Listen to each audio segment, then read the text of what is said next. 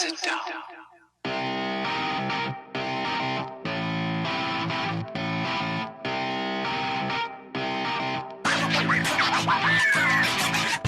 What is going on, Dads? And welcome to episode 49 of the Dads After Dark Show.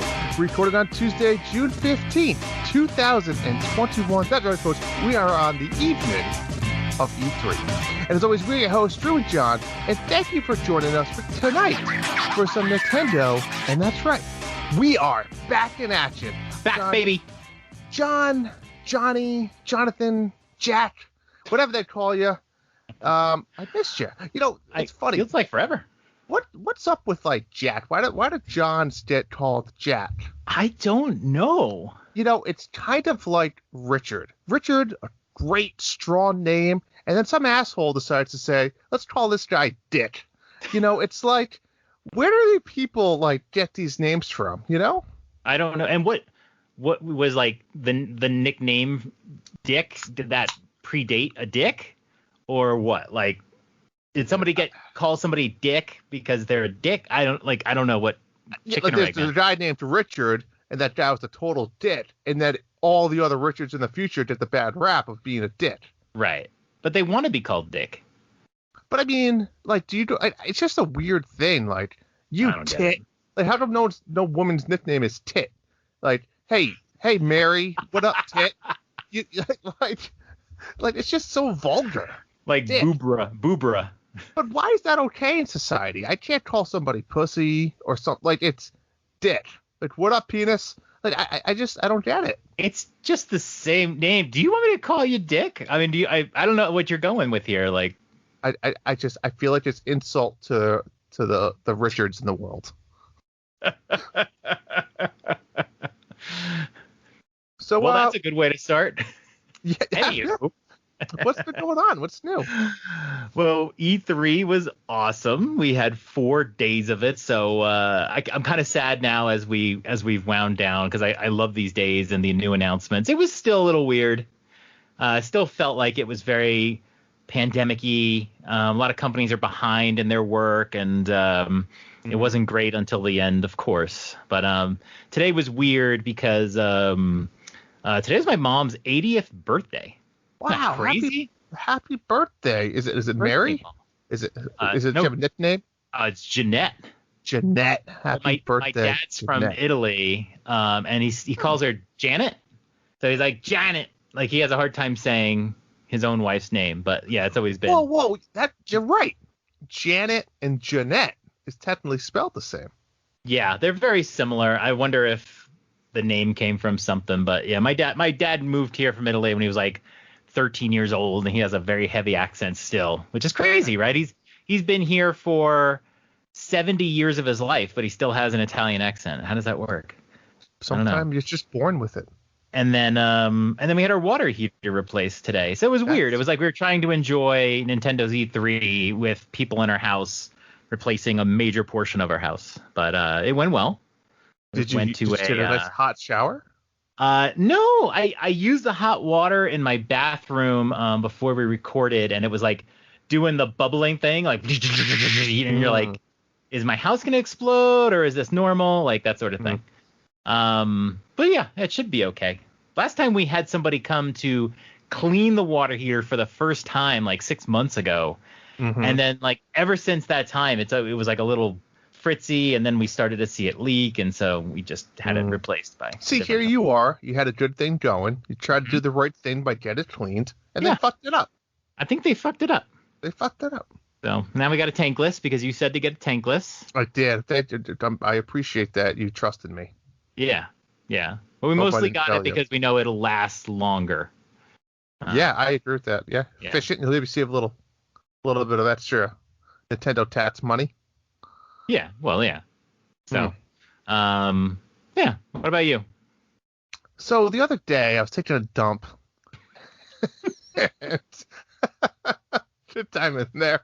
Also, I was taking a dump at work, and it finally hit me. You know, after taking dumps in public bathrooms for 34 years of my life, I realized that on 2 feet on either side of me, there are other grown men literally with turds coming out of their assholes within 2 feet of me. And it just kind of was like, ugh. You know? It's like, but what are you going to do? You got to shit. I mean, there's nothing you can do about it, but what is this world? Like, that's sick. You know, people getting called dick. You're shitting next to people. It's like, you know, I'm coming through an epiphany, John. A wall is like a bathroom stall wall is worth millions of dollars in terms of the psychological damage that would happen if it wasn't there. Right? Exactly. Imagine if there's just no wall. Imagine if there was no wall. Here's another thing for you, Drew. Have you ever seen yourself shit? No. I mean, what does it count if you like look in the reflection? Have you seen shit come out of your own ass? No, I guess I So there you go. That's something you've been doing every day of your life since you were born. But I've seen shit come out of my kid's ass. Yeah, that's not so pretty. How did you see that even? I mean, usually they're sitting down. You like looking through, like, is it going in there, Evan? Is it? Well, sometimes it's like, oh, he's like, I was like, oh, did you go? He's, you know, and you know, you go like, did you go? You go to look in the toilet, and then you see it plop out.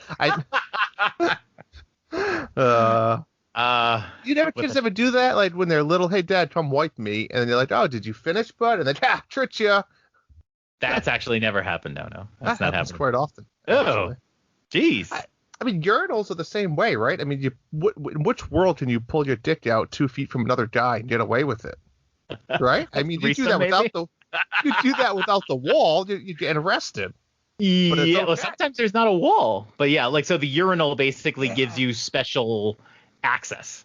You know, you're a baseball guy. You go to these big baseball events. Sometimes they just have like there's no walls. There's just it's like a sink. You just piss in like but why? Is that a baseball thing? I feel like. I mean, these players make $30 million a year. Like, how much are a few walls and a couple bathrooms in a stadium?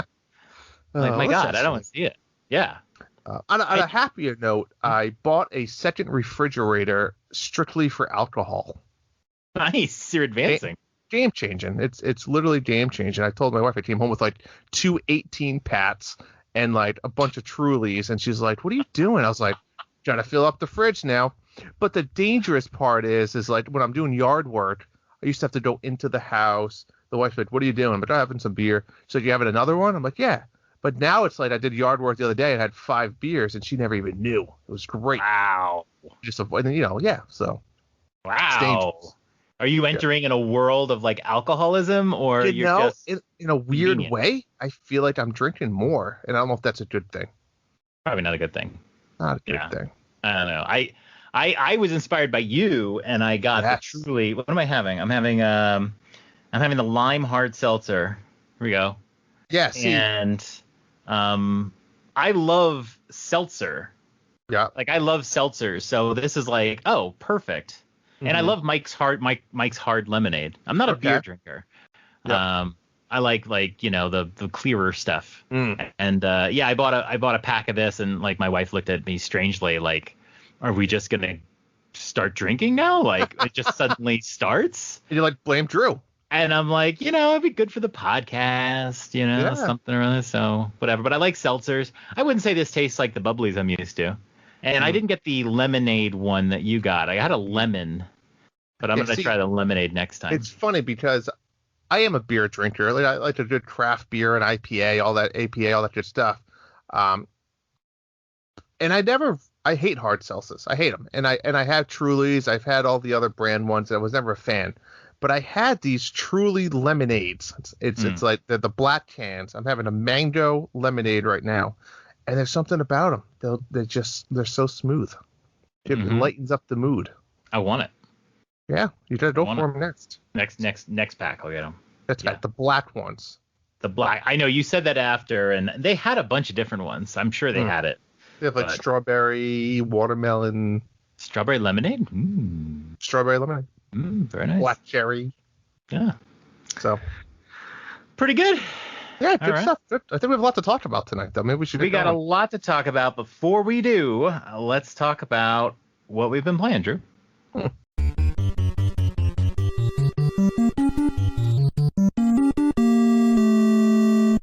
All right, Drew, I'm looking at the list of games we've been playing, and I've got a lot of them. Yeah. And you've got one. Well, I don't know what that game is that you put there. I certainly didn't put it there. Owners of Boners, I see. Owners of Boners sounds like if Pornhub had video games. Sounds like a game you'd play for like a $1.99. No, but all seriousness, I'm like the metaphor king tonight. Like when you're gonna have like really good sets coming up in the next week, like maybe it's an anniversary or a birthday, or the kids are going out for the night. It's like I'm gonna have a good time, so you kind of like save yourself to make it nice. That's what I'm doing. I'm doing that for Mario Golf. I'm concealing myself so I can really enjoy it. That's what I'm doing right now. I haven't been playing a lot of video games. It's been a lot of yard work. Metopia. I'm still fucking grinding on that. That's a lie. My kids have been playing it, and my wife's been playing it, and I watch them play sometimes. But that's it's a grind. The party gets replaced, right? It's so frustrating. Nonstop. I gotta say, I'm probably 50 hours into it. I feel That's like insane. It's yeah. That was a game that I hate played. Like, I was into it, I liked it, and then it was getting like grindy, and then it's like I start getting like I have this phase where I get obsessed with the game where I play it for hours and hours and hours in a day just because I want to finish it. I want it out of my life. Yeah, that was one of them. Yeah. And it's definitely one of those games. It's like when you in between levels, you have to do the outings and you have to feed people, and it's like you're supposed to do it, but you don't want to do it, and I just need Mario Golf. I just need it, John. That's Friday. But since we're on the Metopia topic, really quick, folks, June 19th. You only have a few more days if you're listening to it this week. This Saturday, midnight time. If it goes into the morning, that's whenever. But Sunday, I'm going to be doing the updates. That's it. So you got to submit your Metopia store for Monthly Mayhem by this Saturday, June 19th. Take a picture, screenshot of all of your medals. Whoever has the most is going to win. And everyone else that submits will do a random drawing. And I have a feeling not a ton of people are doing this one, folks. So this is one of those, you might sneak out a win or two. Just submit your score. A lot of people have played, but I've hardly seen any like score submissions because I think people are waiting for the end. I agree with that. And it's like, get your, I've done this before. Get a photo in now. Get in the contest so that you don't forget, because you can forget and lose everything. Yeah, so and then you played Metopia for 50 hours for absolutely nothing. Exactly. You don't want that. Yeah. So, John, you've played 1, 2, 3, 4, 5, 6. I'm glad that we have two hosts on this show and somebody plays video games. 6 games. Walk me through them. Yeah. I'll try to get through a few of these a little more quickly. I'll start with, I played A Plague Tale: Innocence. This was on Game Pass. Somebody on Twitter had recommended it, and I decided to give it a try because it's a very realistic looking game, and it was kind of like I thought maybe a little story-ish or something, so I'll give it a try. And it wasn't what I thought it was going to be, but it was incredible. I really enjoyed this game. It had the music of like The Witcher. It really had a Witcher feel to it. But it was less action. It wasn't like a role-playing game or anything. You got upgrades as you went, but you mostly had a slingshot, and you would like slingshot things. And then you get a fire slingshot and stuff like that. It was a great story. It wasn't super long. I think it was like 10 to 15 hours. It was a little longer than I thought it was going to be at the end there. But I really loved it. The music was great. The story is great. The pacing's amazing. It's broken up into chapters. You never have to like backtrack. It was just so good. I did a 30-second review on it and gave it a 9.5 out of 10. So that's how good this is. And then lo and behold, during E3, they're announcing this game, and I recognized the lady's voice, and I was like, that's Plague Tale. And sure enough, there's a sequel coming out next year, and it's coming to Switch. So that's going to be very interesting. But I definitely recommend it. If you have Game Pass, definitely play this game. I played Runner 3. Is that an old game? It's kind of an old game. I think it came out a couple of years ago, and some people in my game group and I were gonna like play it, and never got to it. And I love the runner games. I love the Bit Trip Runner on the Wii U. I love runner games. I love those twitchy things. And then I had played that I can't remember the name of the game anymore. The one that came out from that indie developer Detroit, Aerial Knight. Ah, yes. And Never Yield. So I had a bad taste in my mouth from that game, so I played Runner 3. And I had forgotten, Drew, that... Do you know who the narrator of the game is? Runner 3? No. It's Sadie? Charles Martinet. Oh. Ah! And I had forgotten that, and then it came up, and I was like, oh, wow, yes, Charles Martinet is the narrator of the game. And I gotta say, the game was fine. I liked the mechanics. It was definitely more fun than Never Yield. It was fine. It was just... My only problem with it was... it just wasn't super fun. I don't know. It was a good game. But, like, most of the game I sort of just was playing to finish it. It wasn't a long game. And I really didn't have the motivation to, like, go all completionist on it. Some of the levels, that's what it was. There were some levels that you would... there's, like, the mainline levels. I think it was, like, 10 levels per world, and there was only a few worlds. So, like, 3 worlds. And there was, like, a boss battle in each one. But the outside of the mainline levels, you would unlock them, and you'd go in there, and it would say, this is an impossible level. And it said, or is it? And really, they were just very difficult levels. But normally, I would try to, like, do all the levels. I couldn't even finish the first of these levels. And there was, like, 20 of them. So, I mean, sure, they're not impossible or whatever, but what made them really hard was that they were, A, very difficult, and B, there was no checkpoints. You had to get through the whole level in one run. And I couldn't even get past the first one of these levels. So it just really motivated me not to, like, do other things, like get all the gems in each level and get all the spheres in each level, when I knew that I couldn't do these anyway.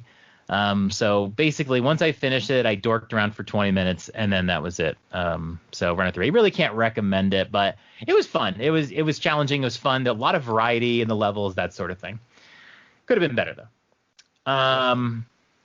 New Pokemon Snap, Drew. Do we need to talk about this one? I mean, you might want to talk about it. I was kind of running out of Switch games to play. I had a little list I had put together a few weeks back, and I had new Pokemon Snap on this list, and I was like, I'll just try it. I just wanted to try it. Mm-hmm. I really didn't love the game. It kept asking me to, like, find this or that. You have to find the glowy things, you know? And I know. I got stuck on one. I could not find this glowy flower in this one level. As it turned out, you get the ability to shoot those glowy orbs, and I didn't know about that. So literally, you had to go find a plant and then throw the glowing orb at it, and then get a picture of the glowing plant. I didn't know that. So after going through the level 6 times, I figured it out.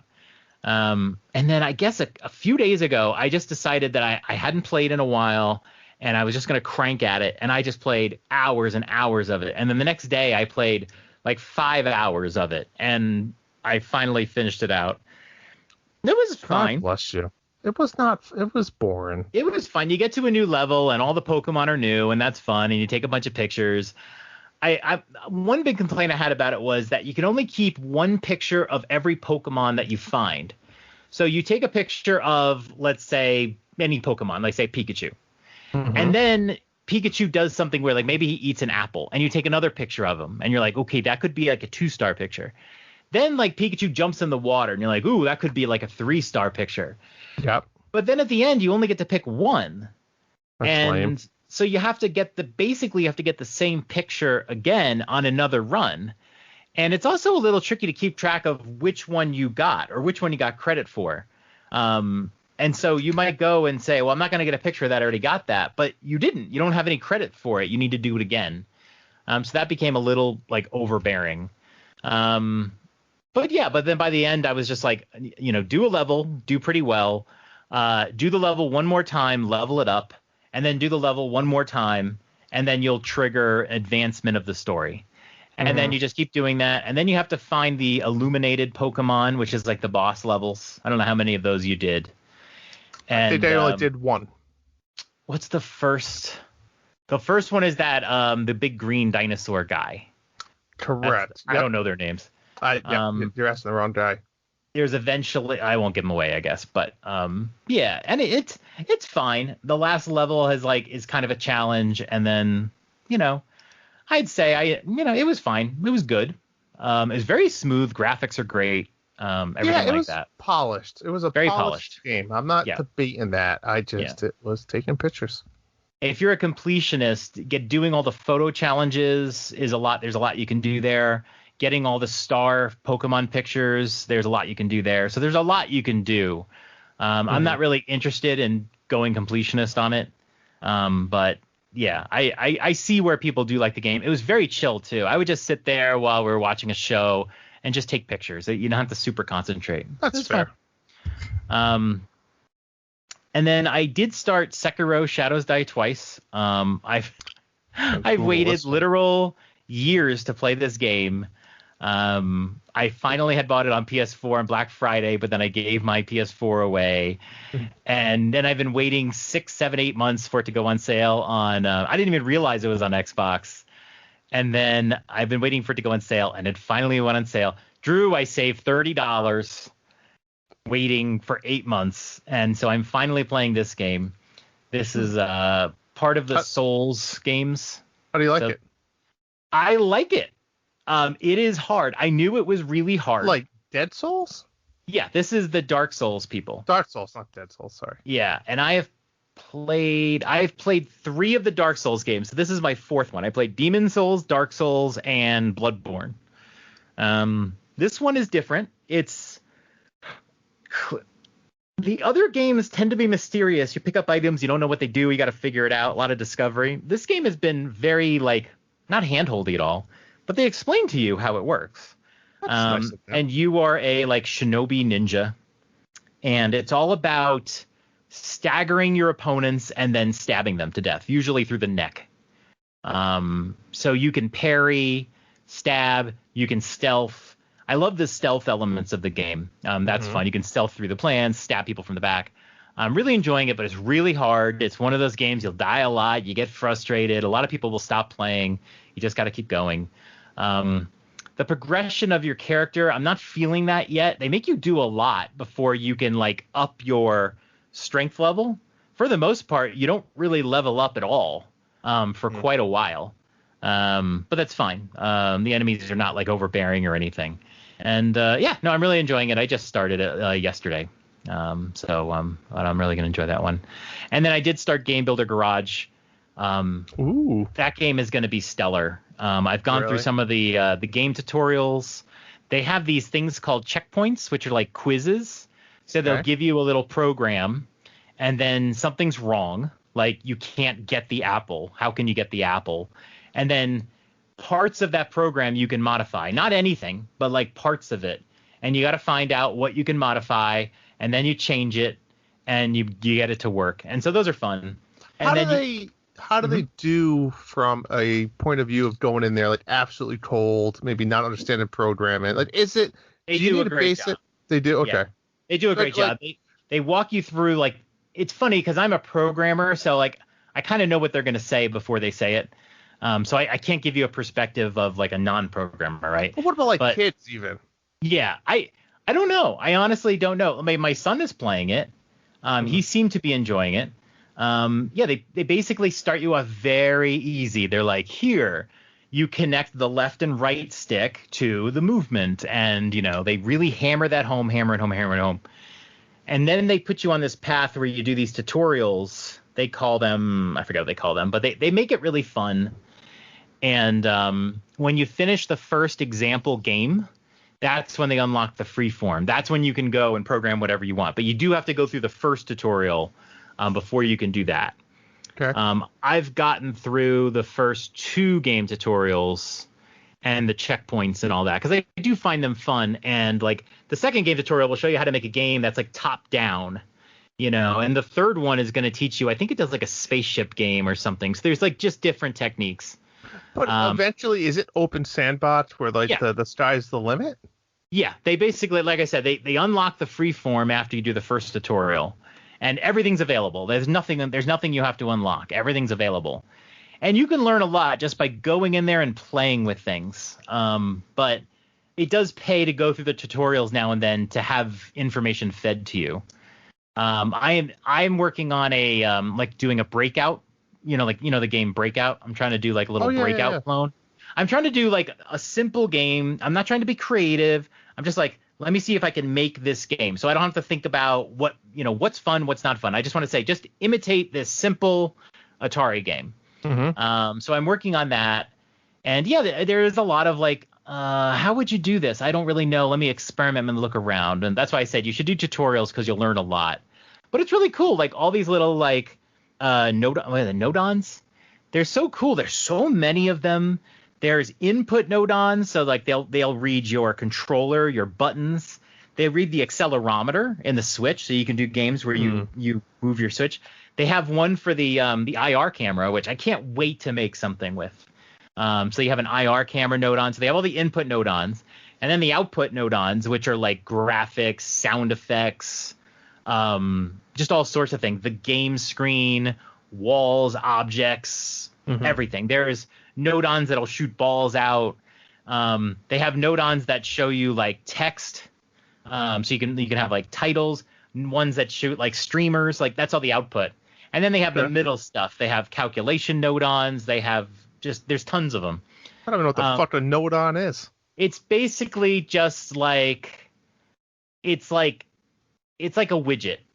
You program by wiring from one nodon to the other nodon. That's really all it is. It's like a visual programming. But they're predefined nodons or widgets already that the developers developed for you. Exactly. And hopefully I would love to see DLC packs with like new nodons. I mean, that would be perfect. And I'll tell you what, as a programmer, these are the most fun things to make, where you're making a development environment, because it's like, as an object-oriented developer, you think in terms of nodons. But it's fun to make nodons that are literally there for programming. I guarantee the developers had a ton of fun. But it's like really creative. And like when you start off, it can be tough because you don't know. Like right now, I don't know how to make the ball bounce. And I've been thinking about how am I going to, like when I finish tonight, I'm going to go upstairs and work on it. But you know what? The more little games you make, you start learning those techniques, and then you can make more complicated things. We've already seen people make a Doom style game. You know. Crazy. I thought I saw some, but it's creative. So you can do your own art, you can do your own everything. So it's just I'd love to see them expand it. The one thing I want to see is I don't want to see them just stop. I want to see them keep expanding it. I'll pay for DLC packs probably, but just give me stuff. You know what a cool DLC pack would be? Like Nintendo graphics. Give me Link, give me Mario. Maybe they won't do it because they don't want you to do anything pornographic with it, but that's fair. I would pay for like more packs so I can do more things. Give me more nodons, so it's great. And then the last game I played was Leisure Suit Larry: Wet Dreams Never Dry. I had been asked by the dads to do the sequel of this game, so I got that game on my Switch. Nice. And I just decided I wanted to play, before I did a full playthrough of that game, I wanted to play the first one because I hadn't had a chance. And it was on 80% off, so I bought it.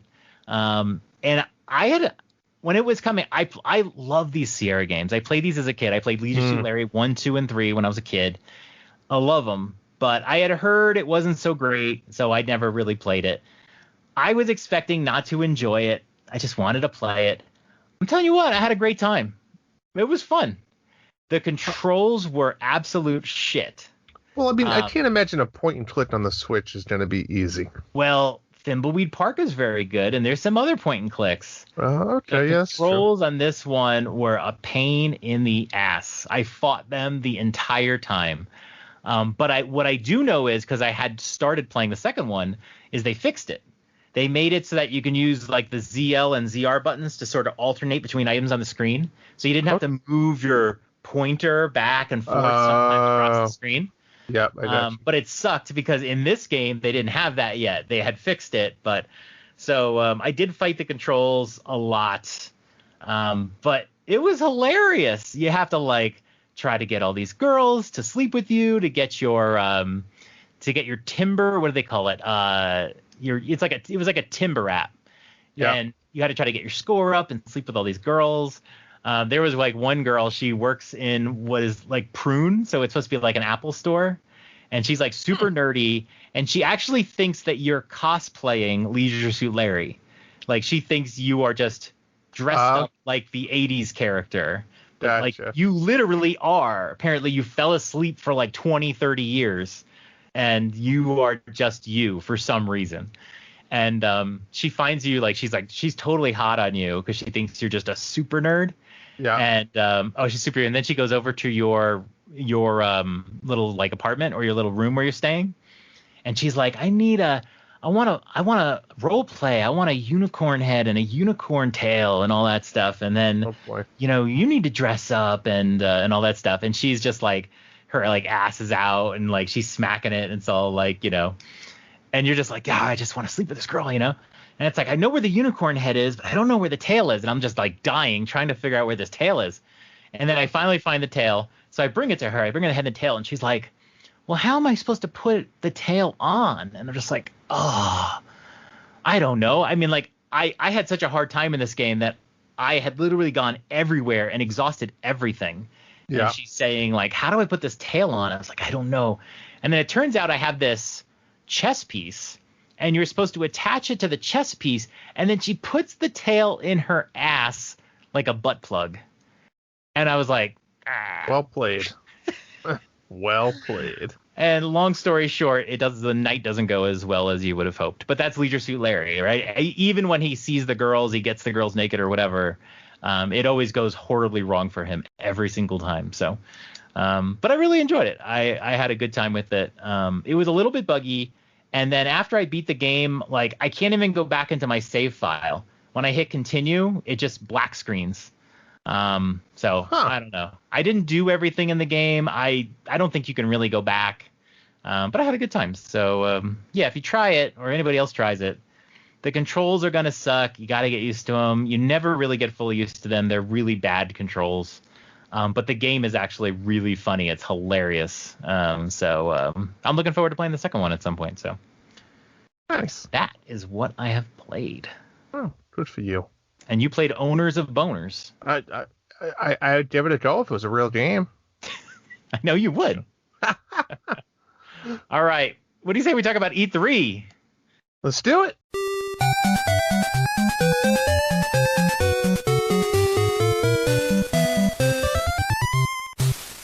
All right, Drew, we have delayed our show for 2 days so we can talk about E3. Mm-hmm. Let's talk about it. What do you want to do first? You want to talk about Nintendo? I mean, yeah, let's do Nintendo. Why not? Okay. That's latest and greatest. That's why we're here, right? People are here for us.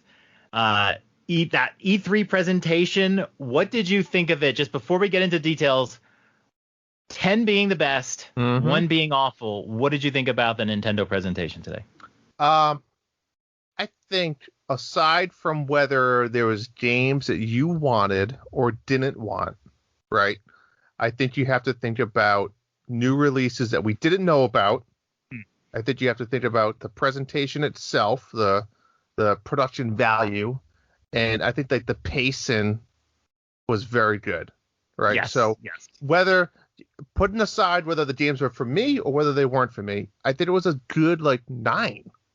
I think there was many games that we didn't know about, right? We saw our Breath of the Wild that everybody wanted to see that we'll get to in a minute. And I think the pacing was fair. Now, I think, Smash is first on our list, but, I think there was a couple spots all right, move on to the next thing. But before we get into that, what about you overall? I'm giving it a 10. And we'll find out why. But I'm giving it a 10. I won't say it was perfect. It could have been better. It's just like Breath of the Wild.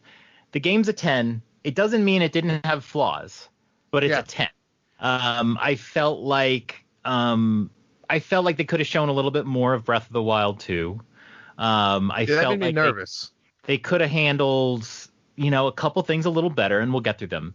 But I thought it was 10. I mean, like, games-wise, I've never seen an E3 with so many games that I want to play so fucking badly. And I'm not usually like that. I'm not one of those guys that's like, I need this sequel. I have to play it right now. And then it comes out and I play it.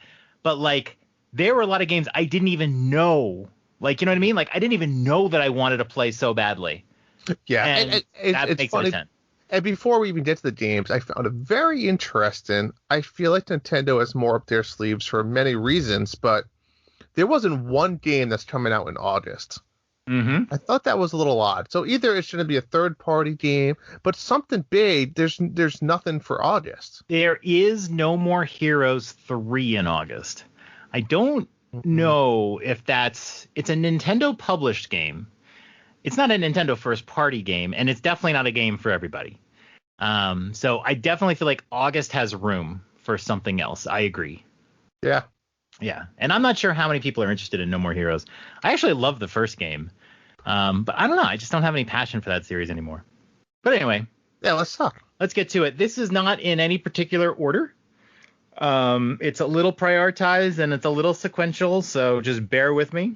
We'll start off with the initial announcement, which felt like it went a little long. Too long. Kazuya in Smash. So he's a Tekken character. I didn't know that, but I could just tell by the look of him that he was. Same. I didn't know who this guy was at first, and then once he started transforming into like a, I don't even know, looked like Shinobad. Sure, yeah. But I mean, yeah, they didn't need to get into like the character move thing and then say, oh, by the way, we're going to show this again with more information. They could have skipped that. You know what I mean? I was a little surprised. Yeah, once they said they were going to show it later, they still showed something. Yeah. I thought the trailer was hilarious though, as he's. Yeah, it was. Now funny. Here's the interesting thing: he's dumping the first one. He's dumping Ganondorf off a cliff. That was obviously a little. Yeah, they wanted you to think something else was happening. They wanted you to think it was Breath of the Wild 2. But the funny part is that once you realized that it wasn't, you knew that you were definitely going to get Breath of the Wild 2 information because they weren't going to tease you and then not show it, right? When they tease you about things, they always think about the other Smash trailers where they tease a character and then they bring that character in anyway. So you knew it was going to come, but it was hilarious. Yeah, and foreshadow a little bit. We saw it with Metroid, which we'll get to, right? With the announcement, and then but by the way, and when I thought it was funny when he went to dump Kirby, like my whole family, we were all watching. Yeah, you knew, and he's holding Kirby, and my wife's like, no. But you're like, but Kirby flies. It was hilarious. So I mean, overall, yeah. I mean, I'm not in love with the that character. Nobody guessed it. I didn't hear one person say Kazuya. I didn't even know who it was. Nope. But, but it was cool. It felt like it ran a little long, but they made up for it real quickly. Agreed. They went through things pretty quick. I kept looking down at the timer. I'm like, oh, wow, we're only 12 minutes in. We're only, 17 minutes in. So it was like, it was good. The pacing was perfect, I thought. Yeah, picked up. Second game on this list, Mario and Rabbids Sparks of Hope. Part of why this is a 10? Yeah, I mean, I think in a way everyone had an expectation that this was coming, based on how popular the first game was. I mean, we still don't know a ton about it in a weird way. I mean, it's still far away, right? It's going to be 8, 9, 10 months away. Who knows? Maybe more. I'm confused, though, on the gameplay because we still don't really have the exact gameplay. I was, for some reason, under the impression this is a very different gameplay style than the first grid-based first game. Were you under that impression, or do you think it's the same style? It took me a few playthroughs before I learned that there's no grid. It's very freeform. So it's almost like worms. Think about worms, right? You have a certain amount of time to make a move. Yeah. And you can shoot anywhere and you can time AOE things. Damage. Right. But it's not about grid. So I think we have a lot to learn about it. But my God, this was actually presented in the Ubisoft presentation.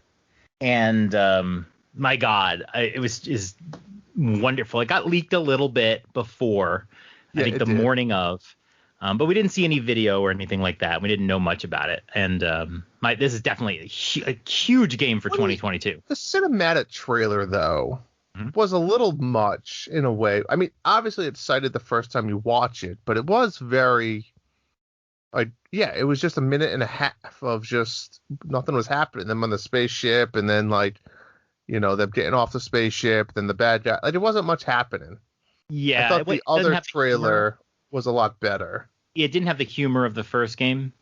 Yeah, Um, I loved Rabid Rosalina. yeah.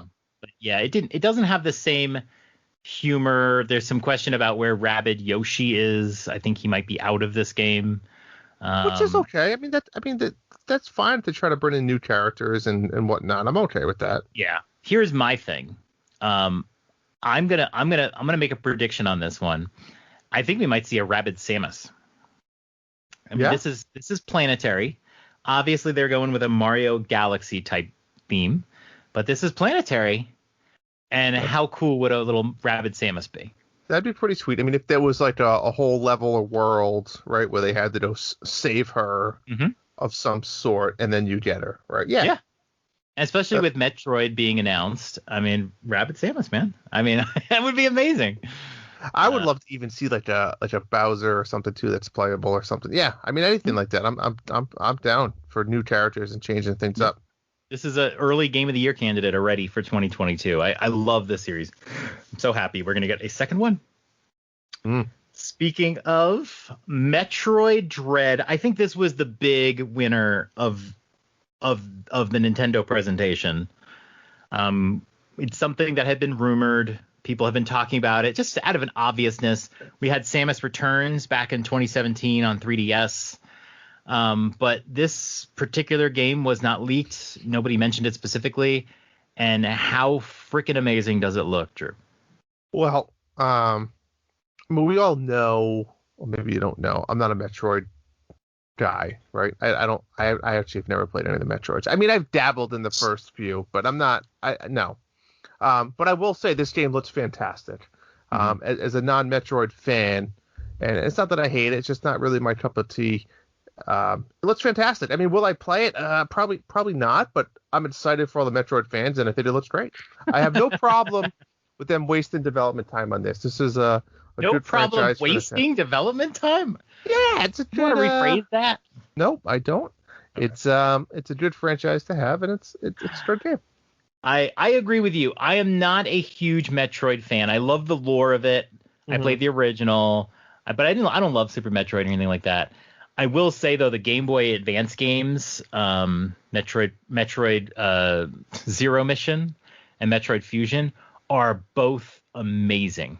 They're not long. They're just, the graphics are beautiful. Metroid Zero Mission is a like sort of a remake of the first game, and it adds a map, which is essential, and it adds up the whole area with Zero Suit Samus. It's so good. It'll make you love the Metroid franchise. And Oh yeah. this game here, Metroid Dread, is the continuation off of Metroid Fusion, which was Metroid 4. So because of that, I'm excited, and it might actually encourage me to go replay the Metroid games on Game Boy Advance before this comes out. Maybe we'll see. I'm definitely gonna play this one. Oh, and then they played this on the Treehouse afterwards. Yeah, but I just see a little bit. All the mechanics of it, missile aiming, stuff like that. It just looks incredible. A nice mix of 3D in it too. It is. And yeah, they did great with the texture and in the background. But it's funny when I see games like this, like, it's not really on my radar. But the first thing I always do is like, all right, well, what's the release date and what's coming out around that release date, right? If there was nothing before, after, let's say 30 days in each direction, then I start thinking about it. Okay, do I want to get into this? And we're probably not going to talk about this tonight, so I'm going to bring it up now. Is this like opens up the door for Skyward Sword for me, which I was on the fence on because I played it. It's an okay Zelda game. It's fine. But now that I'm looking at all the games, for end of July into August, like there's not really anything that I know of that I want right now. So it's like, well, I probably will end up playing it. So I mean, it's great. There's a lot of September, October games, and really into November. So it's going to be a busy fall. It's going to be a very busy fall. I'm with you. I'm actually on the Skyward train because there is a window. Yep, there is. They did that on purpose. They know what they're doing. Maybe, yeah. Well, this is a little announcement. No big deal. We can probably skip through this. But yeah, I agree. Life is Strange Remastered Collection in True Colors is coming to Switch. Next on the Life is Strange on Switch. So we were talking pre-show about this, right, John? So just for me and the listeners to understand, Life is Strange Remastered Collection really includes Life is Strange 1 and then the prequel, which is a tied-in story in a way. Yes. Which it does not include Life is Strange 2, which is its own independent story. Correct. And then True Colors is a new game that's getting a day-and-day release date with every other system, which is September 10th? Yes. Okay. That's so I just want to make sure I understood my Life is Strange lore. How long does it take to play like Life is Strange 1? Life is Strange 1 is broken up into 5 episodes. They actually released them a couple months apart when it originally came out. Interesting. Each one is roughly between 2 to 3 hours. It depends on how many items you're looking at. You go into a room, you could be someone that inspects every little thing in the room, or you can say, I think I need to go to the printer, and you just go to the printer and you get your shit done. And so you can get through the episode more quickly.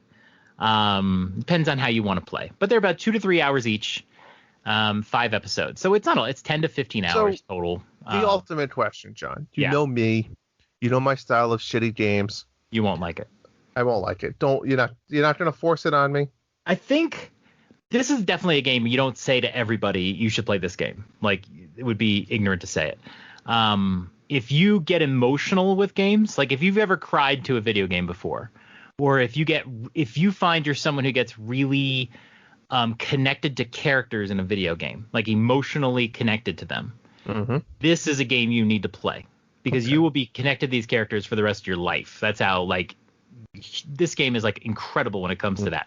But if you don't cry to a video game or you don't get that emotional connection, don't bother. You'll be bored to death.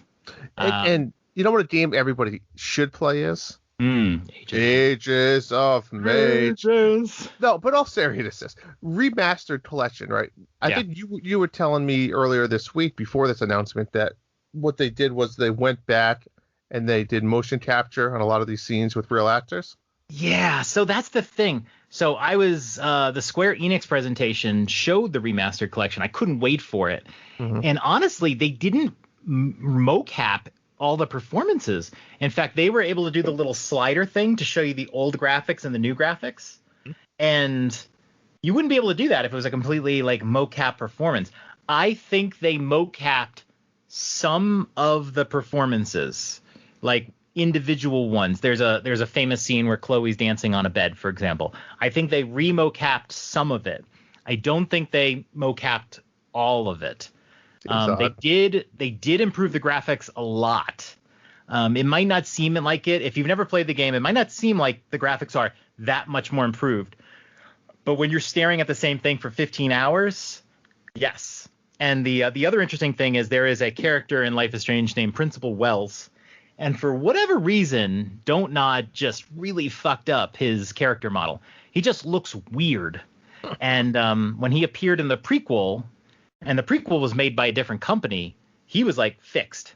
So I look forward to having a fixed Principal Wells in the Remastered Collection. He just looks really bad in the game for some reason. But yeah, every one of the Life is Strange games are a completely different story, completely different universe, except for the prequel. And the prequel is part of the Remastered Collection with the first one. They've never redone the second one. That one came out in 2018, though. It's only a few years old. And True Colors looks leaps and bounds better than the other games. If you were to recommend this game, do you start with the prequel? Do you start with 1? True Colors? You start with 1. You do not play the prequel. You play the first one, and then you play the prequel. And then there was a DLC episode that came with the prequel. So the prequel is only 3 episodes. Okay. There is a DLC episode called Farewell in the prequel. and it is the saddest I've ever been playing a video game. It was. So that's like the fourth episode. It's basically the fourth, but it's only like an hour long. It's really short. It is the most gut-wrenching, just like it'll mess you up. So like I would say, play the first game, 5 episodes, play the prequel, play Farewell. You'll have a good time. I'm super excited that's coming to Switch. I'm probably not going to play it on the Switch. I already pre-ordered this whole package because it all comes together for like $80 on the Xbox. And it's going to look a lot better on the Xbox. I didn't know this was coming to the Switch. I already pre-ordered it. Cancel it, John. But I'm going to buy it for the Switch, no doubt. And my wife is going to play Life is Strange Remastered. She still hasn't played the first game. She played the second one with me. So she's going to play Life is Strange Remastered on the Switch. And then I'll buy True Colors. I'm going to buy everything. I mean, like, there's nothing I'm not going to buy. I have little Max and Chloe teddy bears coming to me in the mail. So there's nothing I don't comment buy. on that. I have little plushies of everything myself. Yeah. So. I've got the little two.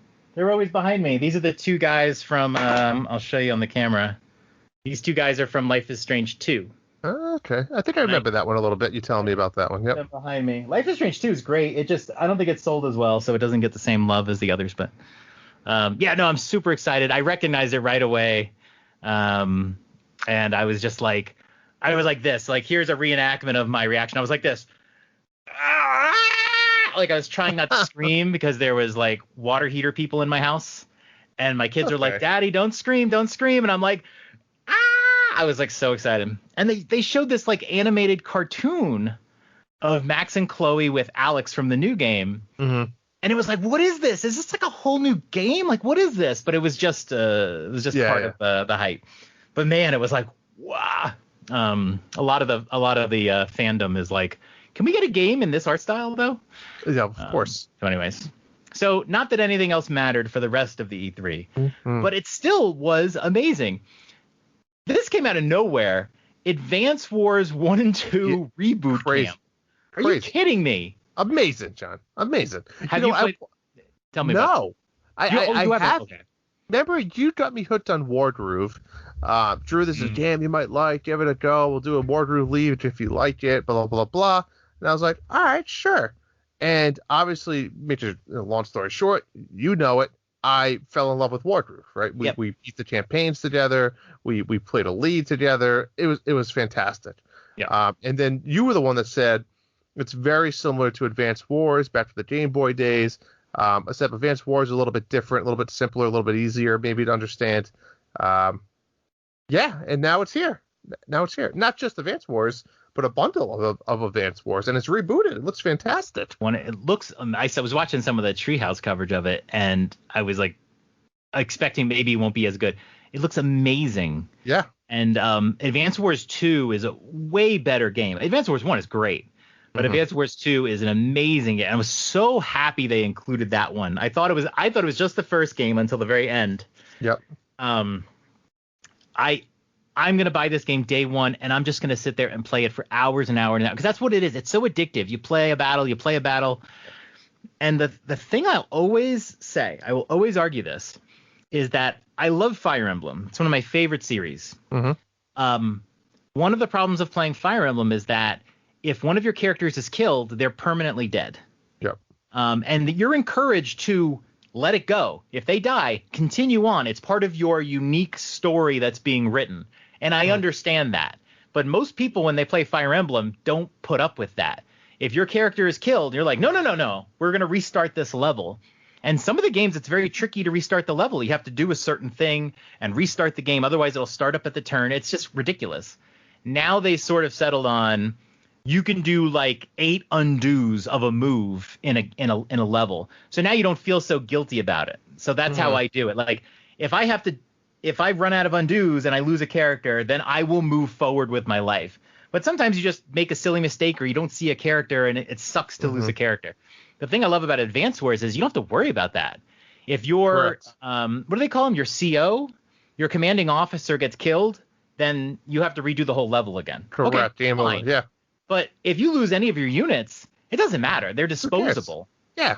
So it does make it a little stress-free. You can do some adventurous things. You can take chances and have more fun with the game in many ways. Whereas in Fire Emblem, you're just constantly defensive and holding back your most sensitive guys, and it becomes a little weird. Which is terrible, because those are usually your most powerful, fun, and unique characters to play with.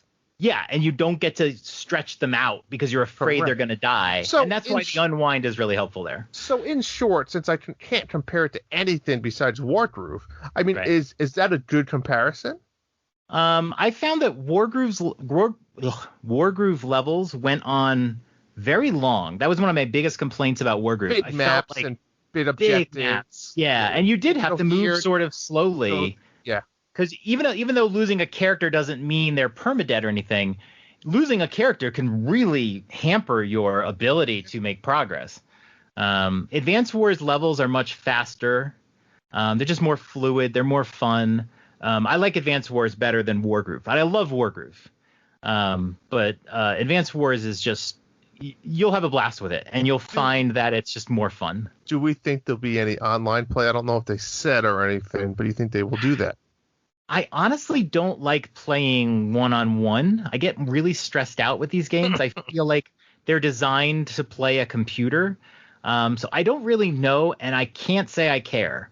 But yeah, if they do it, maybe we'll do a league. But I don't know. I don't know. I'm going to be happy to sit in a chair and play through both of these games in a row in a few days. It's that quick? Excited. Yeah, they're not long. Not that I remember. But you can just get sucked in and just keep playing and playing and playing.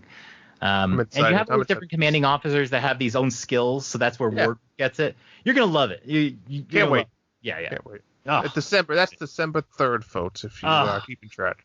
Just amazing. That's a perfect thing too for the holidays when you're sitting around a lot. It's like you're gonna be done before the holidays hit, though. That's the only problem. Maybe you're gonna be done before your vacation. Well, if there's nothing else out, I'll wait. See what I'm playing. I'm not going to wait. Oh, man, just absorb it. Next one, WarioWare. Get it together. We got a WarioWare game. It was like everything that we all wanted. Yes. We were all getting here. It was crazy. What did you think of this one? It looks fantastic. I'm excited. I absolutely love the co-op mode because my wife and I have great memories of playing this game all the way back to the beginning. And now I'm excited that we could kind of play through it together. And it was funny. The first time to my wife, she's like, "Oh, do you think the kids should play that? 4 and 7?" And I'm like, I think our 7-year-olds would definitely pick it up. I said the 4-year-old might be hard because it's very reactive time. But yeah, I think it's great. Before we recorded tonight, I sat down with the kids and I showed them trailers for a lot of the games I knew they'd like, a lot of the characters I know, and they started laughing out loud too. Just to this one, there's just. Who doesn't love WarioWare? And I love that how now it looks like you can play with a lot of the WarioWare characters, which kind of change up the play style a little bit, right? So they were showing one level where you had to knock apples out of the tree, but depending on which character you have, there's 5 different ways to knock them out of the tree, which I thought was really cool. Yeah, and then when you play, you pick like 3 different characters, so you don't even know which character you'll get when that challenge comes up. Yeah. Oh, just brilliant. You know what that does though? It's a smart play by the developers where you actually have to develop less content, and by changing the mechanics of a player, you actually get more content. Right. Genius. Yeah. I'm sure you know about that with coding and stuff. It's shortcuts in a way. Yeah. I love the co-op. I love when WarioWare Smooth Moves, where you could have like a party and you pass the controller around. They call it the baton. Yes. Yep. That was fun. I hope they do the same thing with the Joy-Cons here. You can just get a group of people and take turns. Mm-hmm. The co-op is great. I just love WarioWare. I'm so excited. And then have Charles Martinet narrating the commercial. Yeah. I mean, it's just one of those games where everybody wanted. And you know what it reminds me of? When we do E3s, we get these like big AAA mega titles, and we'll talk about Elden Ring and all that stuff, and then Nintendo just comes in and goes, "Hey, look, 5-second mini games," and everyone's like, "Wow!" It's like it's amazing to me in Nintendo's presentation how there's games. We're just having fun here, like there's the heavy stuff, Life is Strange and all that, but like we're just having fun, man. We got a 2D Metroid. It's not even a 3D game. We got Mario mixed with Rabbids. We got Advance Wars. We got WarioWare.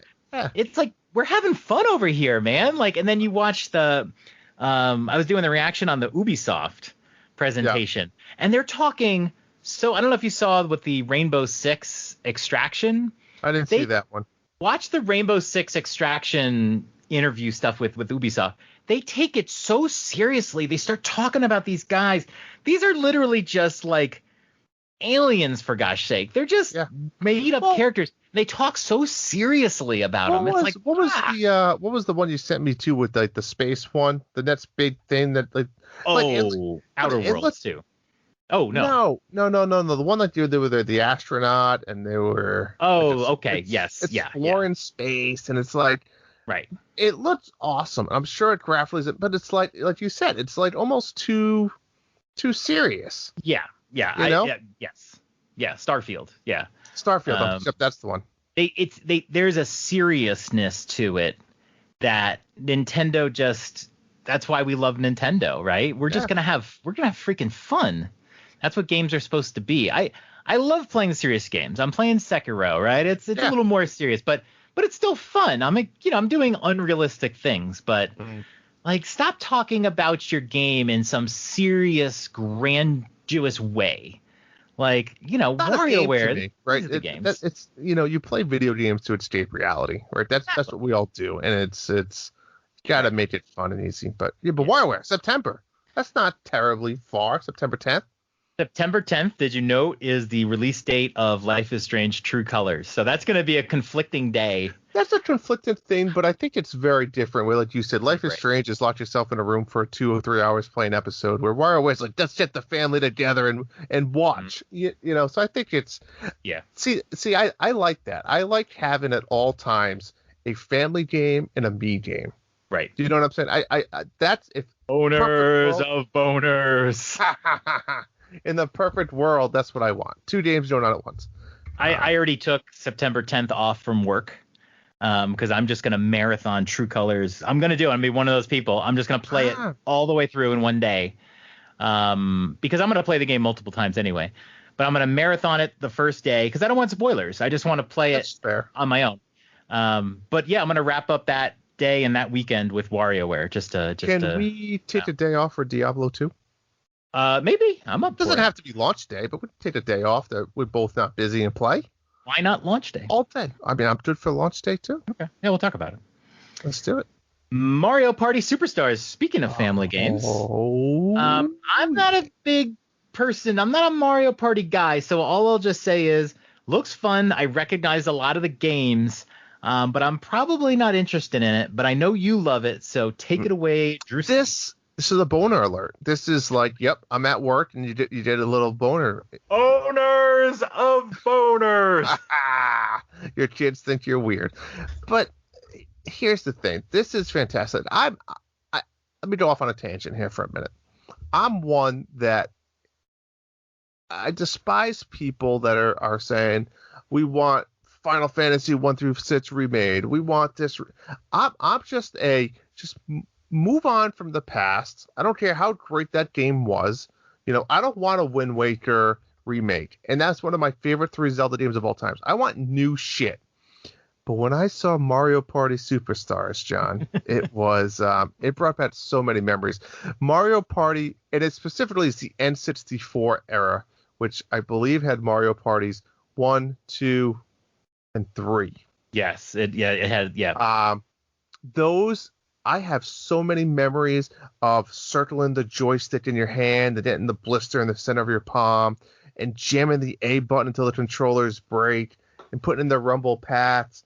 And like, that was like my biggest couch co-op experience with my buddies. Like, that is what I remember doing. Drinking Yoo-Hoo and having Pitsy Stits and playing Mario Party. Like, that is what it's all about. And, I mean, this is just fantastic. I'm so excited. It looks fantastic, right? They obviously used the new Mario Party engine, it looks like. It does, yeah. It looked very up to date. And, yeah, we've only seen 2 maps. I can only imagine what the other maps will be. Online, I mean, that's awesome. I don't know if I care about that as much, but I think Mario Party is a tough game to play online. especially with people you don't know, because it's a long game, right? It's an hour plus game sometimes. I mean, I have memories of playing 50 turn games. It was fantastic. But again, it's a little bit different when it's with your family members. Online it's just tough. People are gonna be dropping, and if the connections are bad, but people are gonna be shitheads. They're gonna be on there to troll and fuck around. Yeah. Griefers. But 100 mini games, that's a lot more than the typical Mario Party game. I think typically it's like 75 to 85, I believe. I think they usually say like 85 mini games. Where this one we're going with 100, and they're all the classics, which I'm pumped. And even those look to be remade. I mean, you have the classical facelift type game. I'm sure we'll see like bumper balls or something like that on there. Some of the racing ones on there. Yep. I mean, there was a golf one on either Mario Party 2 or 3, which was just fantastic. It was just one golf shot closest to the pin, one. And it was just stuff like that. I'm super pumped for this. I'm excited to see the roster if they added new characters or whatnot. But yeah, I'm so excited for this. October 29th can't come soon enough. Do you remember the 3DS game they did where they did a similar thing? It was like a batch of mini games. I forget what it was called. So is this like, because you said that there's boards. These are boards from the N64 games, right? They're remastered. Yep. Okay, so it's basically Mario Party, but it's like a mix of the first three. It's Mario Party All Stars is what I looked at it. They took the best of the first three games, 5 of the best boards, 100 of the best mini games, and they just threw it all together. Yeah, I love the mini games and stuff. Yeah, I'm always burnt out on Mario Party. Play it and then that's it. But it'll be a great party game. I mean, I'm hoping Mario Party 2, I want to say, or maybe 3, they had like a story mode. Mm-hmm. And I don't know if I talked about this before, but if you picked a character, let's say you picked Donkey Kong, the story mode was you had to fill up Donkey Kong's house, right? Okay. And to go fill up his house with furniture, right? You had a Donkey Kong themed bed, a Donkey Kong themed bureau. You had to beat each level, right? So you had to play like a 20-turn game against the computer. Mm-hmm. And every level you beat, you got a piece of furniture. And then you had to, go beat Bowser and you got your last piece of furniture. So you had that like 6 pieces of furniture, but it was for every character. So for like those completionists, you had to go complete 8 characters, different houses. And each piece of furniture was a whole 20 turn game. So It was really fun. It was really cool. So stuff like that. I hope if they added some type of story, little rationale, it makes you play different characters. It makes you want to keep playing to collect the furniture. Stuff like that is what I love, and hopefully do something like that. Yeah, it looks really cool. That's October 29th. Oddly, right before Halloween. There's no theme going on there. No. Yeah, sure. Well, maybe they'll have the haunted house level from Mario Party 2. Maybe. Probably not. But the next game would have been perfect for October 29th. We don't have a date for it. Fatal Frame Maiden of Black Water. I did not know I would be so excited for a game until it happened. That's what made this E3 so great. This is a port of the Wii U game. Now, people don't know this. Nintendo actually owns the Fatal Frame IP. Don't ask me how they got into this, but they own it. Nintendo owns Fatal Frame. And then Fatal Frame was on the Wii U. I don't know if it did particularly well. It's probably why we haven't seen a game since then. I actually played the demo on the Wii U. This was before I was like downloading games and like buying tons of games. And so I did play through the demo. But then I just didn't want to spend the money on the game. Nowadays, I buy every fucking game that comes out. That's true. And I don't know why, but I am super hyped for Fatal Frame. I've never played through. I have some memories of Fatal Frame. I remember going to a friend's house and they were playing it, and I was like, "Wow, what is this game?" on like PlayStation. But I want nothing more than to play Fatal Frame Maiden of Black Water. And I don't know if you saw all like the different like costumes you can unlock in the game. There are some hot costumes. There's a Zero Suit Samus costume, and then just straight up lingerie. I want to put my headphones on. Like, you know what it is? I'm in a different headspace than I was when this game came out on the Wii U.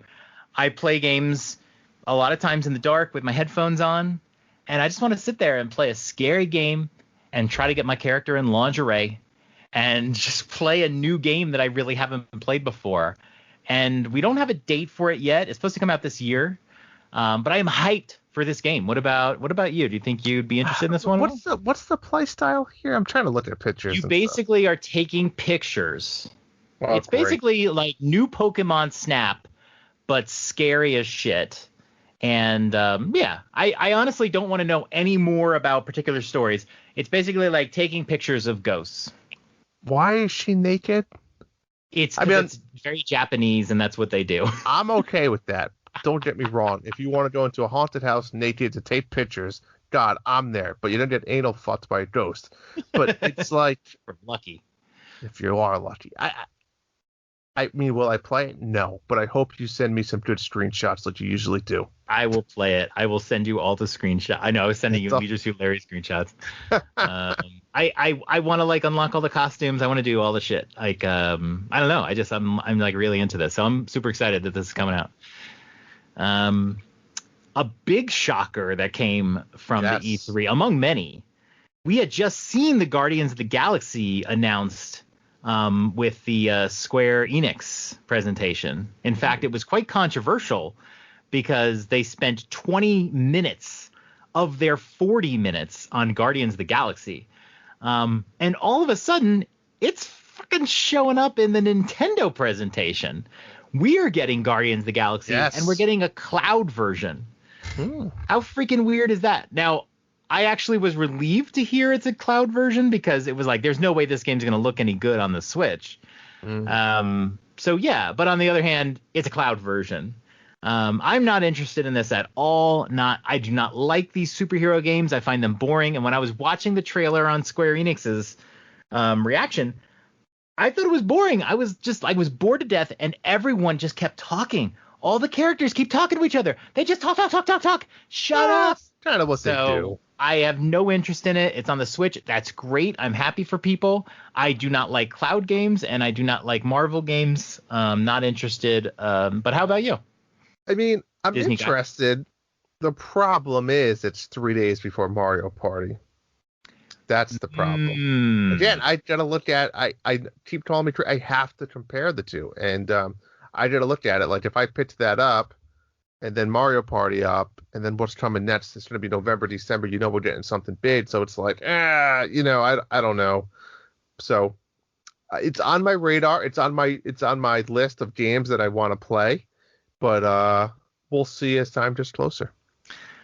I want to ask you what you think about cloud games, but you know what? Let's save that for another day. However, I will say, wouldn't this game be a nice complement to Mario Party? Something that you can play with the family, like you said, and then it would be on your own. I'm still not sold. Like you said, I still don't really understand the game. Yeah. I think you play as Star-Lord only. I don't know if you can play as... I only watched the only Nintendo showed presentation, Star-Lord. But it said you are Star-Lord. So in my eyes, that means you play as only Star-Lord, or you play as all of them? You mainly play as Star-Lord. There's some people that think there's going to be the occasional mission where they'll put you in the hands of somebody else for a little bit. But yeah, for the most part, you're Star-Lord and you kind of control everybody. This is going to be a third-person shooter. Yeah. Kind of a brawler shooter sort of thing. Shooter. Yeah, I agree. Yep. I mean, it looked like Ultimate Alliance. It looks like all of these Marvel games, and I get a little bored of it. I don't know. I don't. I think you have to really love the characters. I don't know. Look when the new Guardians of the Galaxy movie comes out and see if it kind of is tied to that. The story looked a little.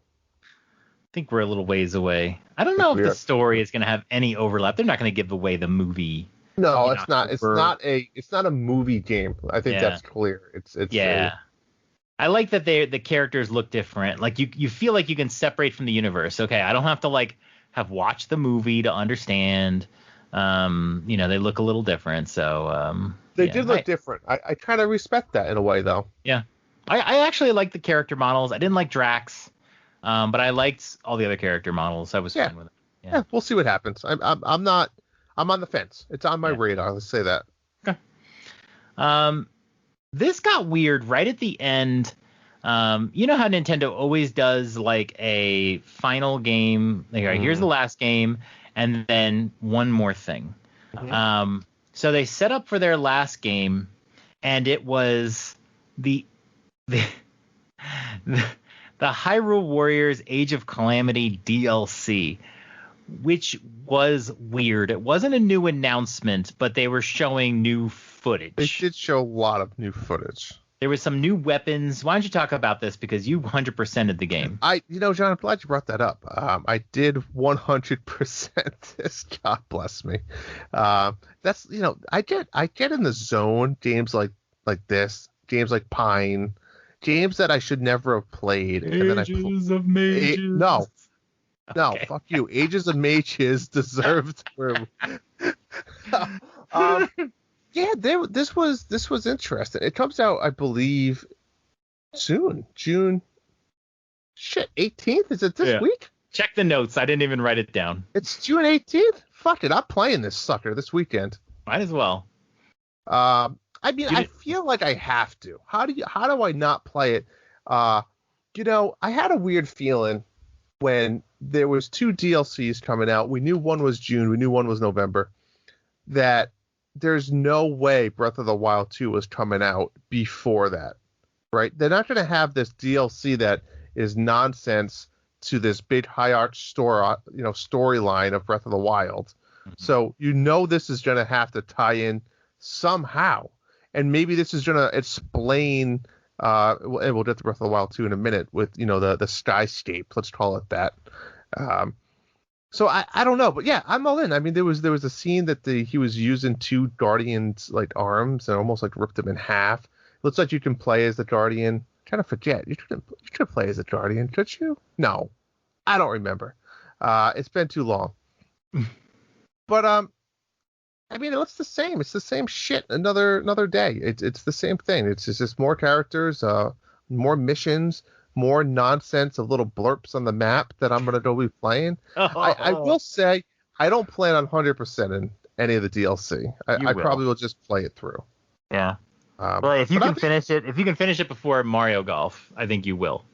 If I'm not, I might never go back to it again. Yeah, exactly.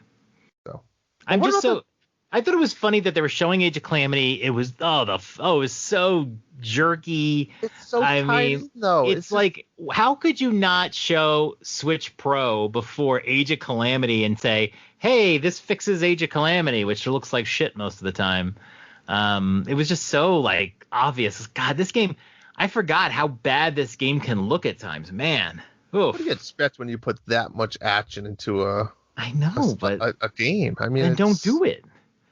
It just looked bad, and it was weird because like this is the finale, and then they show the big like wall of text showing the Age of Calamity roadmap, and it's like, this is a lousy. They should have put this in the middle of the presentation. You put this at the end. Well, game that nobody really cares about, especially with Breath of the Wild 2 getting closer. Well, nobody cares about it. I don't know if that's true. I think people do care about it because it's the Calamity storyline, right? I think that's the thing with the diehard Zelda nerds out there. Mm-hmm.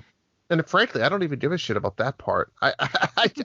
It is what it is. I've already expressed it, and I'll try not to spoil it. I thought the whole storyline of the Hyrule Warriors Age of Calamity was bullshit and stupid, right? I think where they went with it was a cop out, and it was lame, right? I think we can spoil it a little bit that it is a divergence from the Breath of the Wild storyline. It's for all you Marvel fans out there, right? It's the multi-universe, which I even say in my Disney podcast that it's a cop out. It's an easy write-off for writers to say, well, that's what happens, yes. However, in like the multiverse or in this other world, this happened. Right. You're using the same story in the same characters, and you're doubling down on the franchise to get more money grabbing out of people. And that's exactly what this game did. I see. I liked the story of Age of Calamity because it did get different. I thought the ending was going to be predictable, and then it wasn't predictable. So I remember when I finished Age of Calamity, I told people, like, you should play this game. It's really good. But yeah, like, given time and seeing just how jerky it runs, I'm just like, ugh, I have no interest in jumping back into this. You're not going to even play it for the story? I have no interest in jumping back into this game. None. Would you rather play this or Ages of Mages? I would rather play Ages of Mages. Wow. That's incredible. I would play, how about this? I'll play through Mana Sparks. You do have to play Mana Sparks. I know, I own it. If I 100% the DLC, will you play Ages of Mages? There's so much to play right now. I can't make that commitment. We have time. We'll go through it later, but we have time. Well, let me go through my schedule and then we'll see what goes on. I need a bet to like complete something. I mean, I'm not sure I could do this. You've already gotten into the drinking. You might as well get into the gambling. And I'm not sure I could even commit to 100%. I don't have this in the notes, but they turned this into a Zelda thing. So the reason why they put this all at the end is they turned this into a Zelda thing. So Age of Calamity was kind of a joke to be talking about at the end of an E3, which was going greatly. And I was actually starting to think, wow, the end of this E3 is going to be the down point. You know, it's everything leading up to it, right? The beginning wasn't really great for me. The ending's not going to be great for me. The middle was freaking amazing. What a weird E3. So they talk about Skyward Sword. And you and I touched on this earlier. Like, I think you and I were both like, I played it before. I can't remember if you have played through Skyward Sword before. I beat it. I've beat it. I played okay. it. But like I didn't like try to complete it or try to get every heart or anything like that.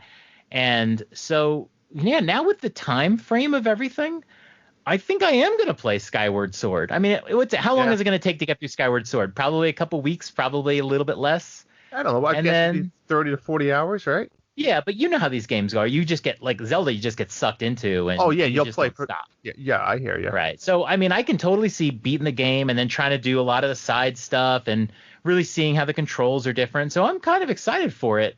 And there's just nothing else coming out in that little time frame, so it's just enough. July is packed up, but like so yeah, that's what I was waited until E3 to make my decision, and I think now seeing everything, I'm locked in for Skyward Sword. I mean, I can't wait to get my Joy-Cons. I think I did Best Buy pickup, and now I'll probably just add this to the list. But very nice. But now I'm excited. I didn't realize Age of Calamity was this Friday, 3 days from now. You got to pay for it. That's okay. $20, I think, for both of them. I'll grab it. It's U.S. Open weekend and it's Father's Day weekend, which means I can sit on the couch all day Sunday and watch golf and play this game, and no one can say boo to me. I'm all in. Can you imagine it's Father's Day and you're playing Age of Calamity all day? That's sad. Well, that's sad. Anywho. They continuing with the Zelda theme. He pulls out of his pocket. Aonuma pulls out of his pocket. Legend of Zelda. Dick Aonuma pulls out a Legend of Zelda Game & Watch. Oh my god. One of the Nintendo, I can't remember. One of the Nintendo dads totally called this. So great job there. Totally called it. It looks amazing. And oh my fucking god, you can play Legend of Zelda, Adventure of Link, and the original Link's Awakening. Blows my mind. It's incredible. Love technology. I fucking love it. The only thing I will say, I hate how the A and B buttons are red. This thing is fucking flawless. It's this green and gold and black, and then it's just like these two huge red buttons. But they should have made them green or black. Maybe. Well, no, telling you, pull up a picture on it and look at it. The red buttons don't work. I'm just so used to the red buttons being there. I didn't even notice. But I noticed it. Green would be nice, but I'm gonna pull you know what's funny is that remember when Super Mario Maker came out, people said they want a Zelda Maker, right? That's always the one everyone says. They want Zelda Maker, Zelda Maker. And Zelda Maker doesn't work because building a dungeon and the cohesion is much more work than building a little level of Mario. And I know that like Game & Watch with Super Mario Brothers makes more sense because you can just play some levels. But if you think about it, if you're going to play the game for like 2 minutes, you're going to play the first level every time, right? So I don't know, but like, God, I think a lot of it too is I haven't played Legend of Zelda and Adventure of Link all that much. Yeah. And I feel like I've played Mario a million times because we were playing Mario 35 for so long. But man, it's like exciting to think that I can like start an adventure of Legend of Zelda, have the game save, and just like play through it. Like, man, I could really get into that. I'm super stoked.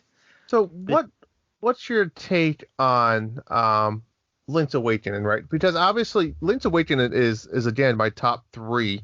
You know, Wind Waker and Link's Awakening are in my top three best or favorite Zelda games of all time. But with us just playing this game, what's your take on that? You know, we just played this game. We just got the remake. Yeah. Is it an interesting choice, or was it just that it was easy for them? Like, why not throw on here? I think they had to. They couldn't put on Link to the Past. Not Link to the Past would have been too comp. But what about like a Game Boy game? What about like could a Minish Cap made this on here or something? Or is that too complicated too? I always equate Game Boy Advance with Super Nintendo in terms of graphics power.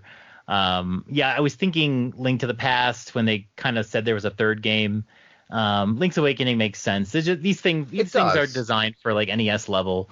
So I get it. I think there's going to be people that are going to be interested in it because they just played the new Link's Awakening, and now kind of like seeing what the old one did might be interesting. I mean, I will tell you now, it's pretty much a mirrored image. It's exactly the same game. Well, sure, but it doesn't look the same. Well, no, it doesn't look as nice. Yeah, Zelda and Adventure of Link are easily in my top 5. I love Adventure of Link. It's just so different. I've never beat it. I'll be honest. Yeah, it's a hard game. It's a better game to play on Nintendo Switch Online, so you can avoid some frustration and just rewind. That's the tricky thing. Yeah, you can play these games on there. I agree. It's worth playing through that game. It's really fun. A lot of the reason why people didn't like it wasn't because of the game. It was because they would die and have to go all the way to the beginning and walk all the way back to the dungeon. And if you have the rewind, you can get rid of that. I don't interact with my Mario Game & Watch as much as I would like, but I totally want this. The only other regret I have is I bought a custom stand for my Mario Game & Watch. You did. And now I feel like I have to buy the custom stand for the Zelda one to match. Send it to me. When you find one. I bought just a 2-pack of a standard like iPad holder or something that works great for it. So I have 2. No, yeah, mine is a red one that matches the colors of the Mario one. I got it on Etsy. I'm basically going to be forced to find this guy, this same person, and I'm sure he's working on it tonight, and to get another stand for it. But I'm going to try to play through Legend of Zelda, just the first one, and see if it works out. I'm super excited for it. It's great. That comes out November 21st. And we already pre-ordered it. Best Buy had them up. Thank you for that, John. It's already done. And done, yeah. And you'll be able to play it over the Thanksgiving weekend. I will. Yeah. And then they finished up. We knew at this point there was going to be Breath of the Wild because they had hinted at it in the Smash Brothers reveal. And then they showed it to us. I'll say the footage when they put it on the screen, it had been 2 years since we'd seen Breath of the Wild 2. And it was a bit mind-blowing to see more footage, right? We've been staring at this stupid teaser trailer for 2 years. And now we actually have gameplay footage we can look at. And it was kind of mind-blowing. But then once you review it a few times, you're like, wait, I have way more questions than I have answers. Yeah, there's not that much. There's not that much. It did look dynamically better. Like, it didn't look like, which I'm glad with. It didn't look like Breath of the Wild again, remember like a master mode where we're going to change the map, but it's the same game. But at the same end, it was dynamic looking and glorious looking. But then you can see like it's just got new mechanics, but it's still Breath of the Wild as well. But we didn't get to see that much. What did you think of it? I'm going to be honest. I'm nervous. And it's going to be fantastic. Let me just be blunt. I'm nervous with the I'm calling it the Skyland or whatever you want to call it. The sky. I'm nervous with that. Right. We had a little bit and now it all made sense. We're going to release Skyward Sword. We have these people flying around the sky and Skyloft and this and now I'm like, shit. They're kind of like going back to that. And as many people know, I mean, for other reasons. Skyward Sword is kind of known for not the best Zelda game, right? I'm I'm just nervous. I don't want to be flying around. I'd rather be like underground and doing dungeons and caves and stuff. But I don't know. I mean, that's the only part that made me a little nervous. But it looks fantastic. I mean, it's comfort food. Everything looked good. Like you said, there's not a lot happening here. I mean, it's a minute and a half, and a lot of that time was flat screen or small close-up animations. But you get like 30 seconds of zoomed out of Link running around or flying around, and from what you see, it looks great. That's the thing. The beginning of the trail, it's so weird. I don't know the time or whatever this takes place in, but they're really doing a good job of setting up like what the fuck's going on. In the beginning, you see Link's hand sort of being grabbed. Something's going on, and then you see like Link is being like shooshed away from Zelda. And then you see the big shot where the light comes in, and you see Link just falling from the sky. Like he's just free diving. And from his where? hair. Yeah, that's my point. Yeah, from where? His hair is longer. He looks like a 15-year-old or a 16-year-old today, right? He's got the hair grown out. We do end up seeing him with some different equipment on. He's got that baby blue looking outfit. So there's some familiarity there. But we're seeing different enemies, different conglomerations of enemies. We're seeing he's got some kind of fake arm. And then he's got some new skills. Like, what do they call? I can't remember what they call those, like, basic skills that you get on the plateau.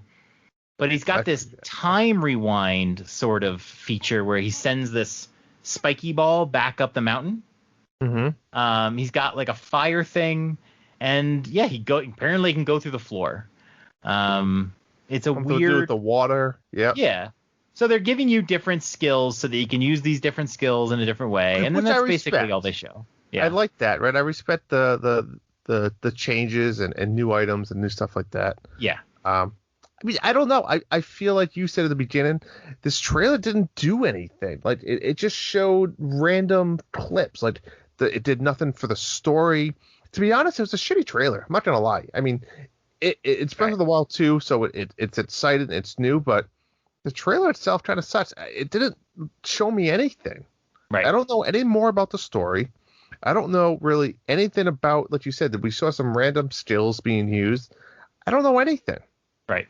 Which at this point, I was really hoping for some type of deep dive into the story. But again, I'm telling you, John, it has to do something with stupid Age of Calamity and the storytelling.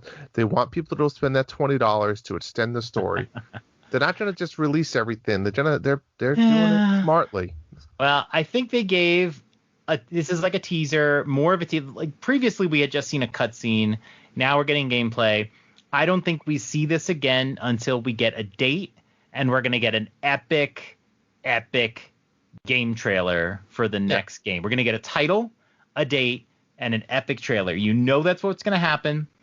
We might have to wait a year. I don't know. We might have to wait a year till the next E3. I don't know when this game will come out. If it's a holiday game, we'll probably have to wait till E3 for that date. But if it's not, maybe the next Nintendo Direct or something like that. What is this, June? There could be a Nintendo Direct in September. There could be a Nintendo Direct in January. Or if so we might see it there. However it comes out, it's waiting for that. My first reaction when I saw him falling from the sky, they just seemed to be extra detailed in the first game. I was like, this looks like a Switch Pro game. Like, this looks like a game that would look better on a Switch Pro. And a Switch Pro's coming soon. Maybe this year. Probably this year. That this game will be Switch Pro enhanced. It'll work on a Switch, but, I mean, it'll be Switch Pro enhanced. This will be one of the main ones. Agreed. So yeah, that's it. That's it for the Nintendo presentation. I said it's a 10 out of 10. I stand by it. Honestly, getting Life is Strange, even though I may not ever play Life is Strange on the Switch, is the one thing I wanted. If that was the only thing Nintendo announced in some weird alternate universe, I would have been perfectly happy. John, and I not only got that, I got the cool animated trailer, and I got to watch the Nintendo Dad's reaction of it today because I was curious, and they seemed really excited. Like, I'm excited to see a lot of people in our community are going to give Life is Strange a try now. I'm super excited. Guys, I'm there for you. Every question you have, I'll give you a nice little hint. I just love this universe, and that's all I wanted. But Life is Strange, Advance Wars, WarioWare, Mario Rabbids 2, and Metroid Dread. Are you fucking kidding me? 5 games Mario am Party. hyper stoked. And that's just Nintendo. We haven't gotten to the other stuff yet.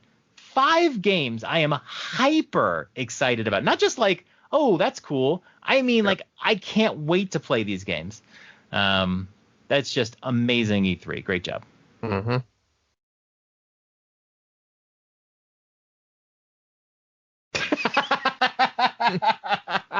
Yep.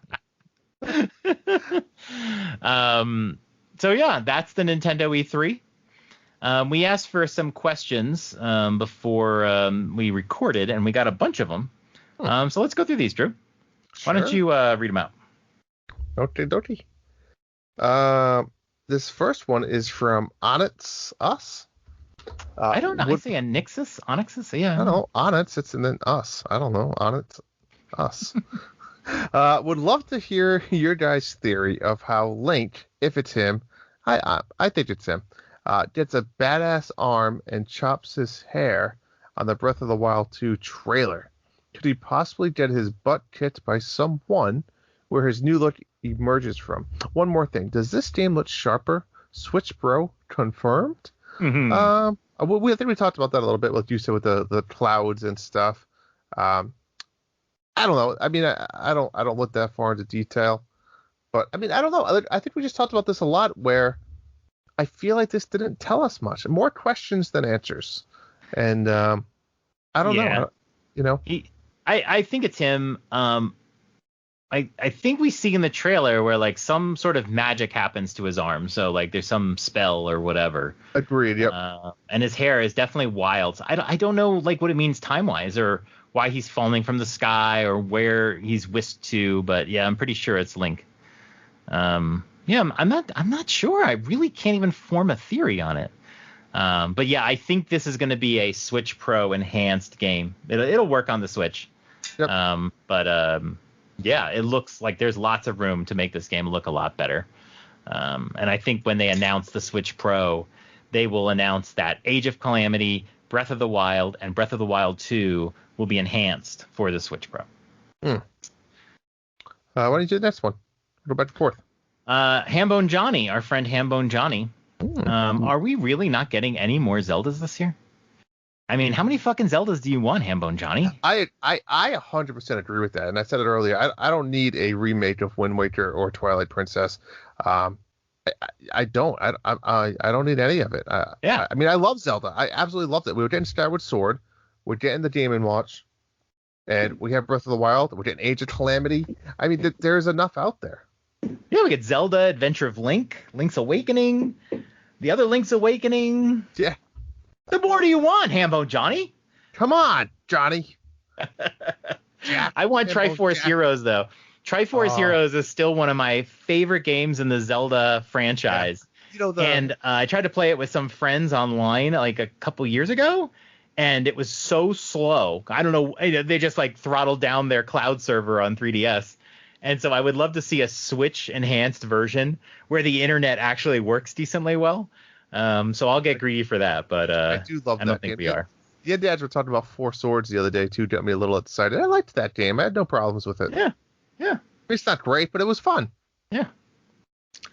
Next one from I believe they're cousins from Hambone Johnny, Jambone Hani, which cousins. They're definitely late cousins. Yep. Yeah. He actually says, "Are there any classic mini games you're hoping for in the new Mario Party?" There is one I already talked about earlier. I guess I shot the load early there, but the golf one, I don't know what it was called, but it was pretty much closest to the pin in one shot. And then Bumper Balls is a classic. If Bumper Balls, I can't imagine Bumper Balls not being there if it's 100 of the best mini games. I actually remember it. You have any memories of any of the classics? You can't Google the golf game in Mario Party because you get just Mario golf games. No, you can. I posted it. Oh, okay. It's in our dad's channel. All right. No, I I did play a lot of Mario Party on the N64.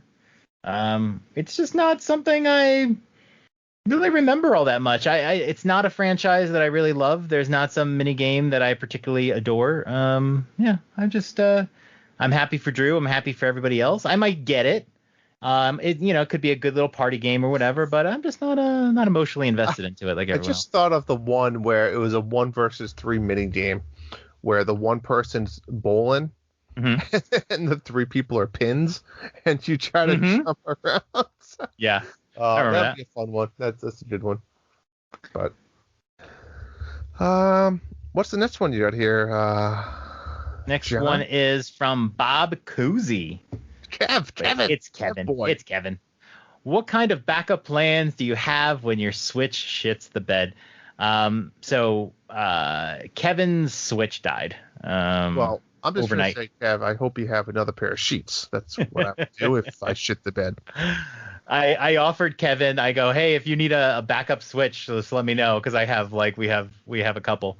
But he's good. He's got it. He's got a Switch Lite. He's got it. And then he asks, what you drinking? Oh, well, I guess we should answer the question, right? What kind of backup plans do you have when your Switch shits the bed? I'm fucked. I just don't play video games for a while, I guess. Yeah, you're just fucked. I'm fucked. I'm really fucked. I have a Switch Lite, my Blurple, and then I have a backup Switch Lite, the gray. God, and then make me sick. We actually have a family Switch that we play. Like, my wife still plays Ring Fit Adventure. She completed the whole game. How many Switches do you have in your house? I think 8. Wait, John. Everyone has their own. We have the family one, and then I have 2 Switch Lites. 8. You have a problem. No, I don't actually. I'm doing great. But yeah, like that would be my backup plan. Although honestly, 7. You have 7 backup plans. My Switch Lite would be my backup. But honestly, I would probably just play the Xbox whatever week. I'd go to the store and get a new Switch, whatever. But if I had to wait for it to get repaired, I would just play Xbox for the week. I mean, I would do the same. I'd go buy a new one, or else I'd go bust out the GameCube and probably play some games. Yeah, that'd be a good opportunity. Yeah. What you drinking? Truly. I'm truly. I'm all in on the Truly with these hot summer days in New England. 90 degrees out, laying by the pool. Lemonade Truly, just the black cans. Truly, when you don't want your wife to truly know you have a drinking problem.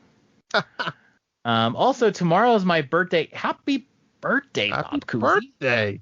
And I need a happy ending from Drew. Drew, take it away. Yeah, I provided him one.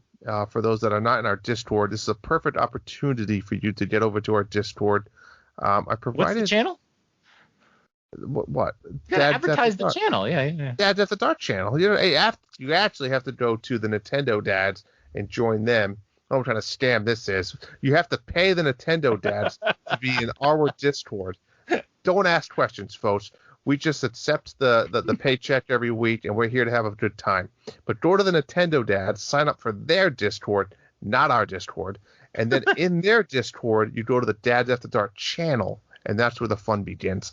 But we just, I just provided Mr. Kevin here a wonderful picture of the Wii Fit trainer with my face on it. And that's all he needs. That should do the magic trick. I'm gonna send him a little our Wii Fit trainer sound effect. We're not doing a countdown, but here's a little Wii Fit trainer for you. Ouch!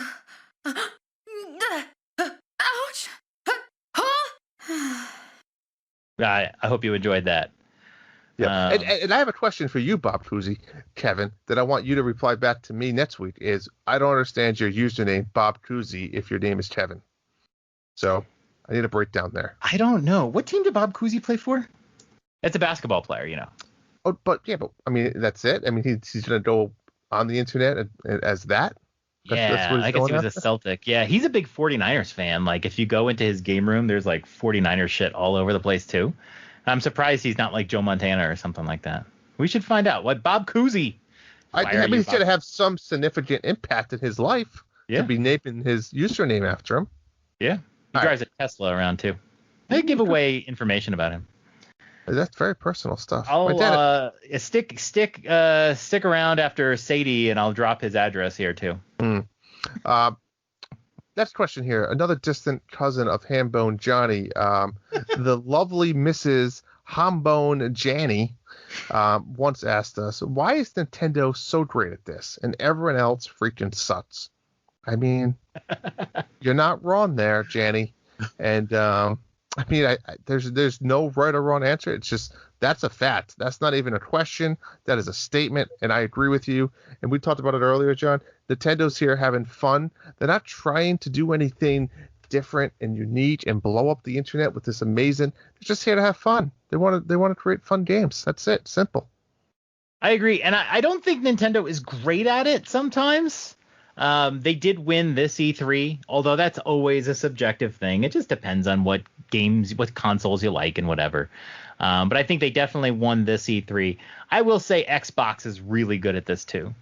They may not have the best games to show, but they do a really good job presenting them, and they understand how gamers sort of behave. Their social media is hilarious. They're just always in tune in a way that even goes beyond Nintendo. Nintendo just makes really fun games, and everybody else doesn't understand. Games should be fun. Everyone gets too caught up in these photorealistic games. Mm-hmm. And what happens is Nintendo, the games stand out from everything else. And it just seems like they are head and shoulders above, because you can watch all those other, games get released. But it's like, man, there's no WarioWares out there. There's no one else making Mario parties, So they do a great job.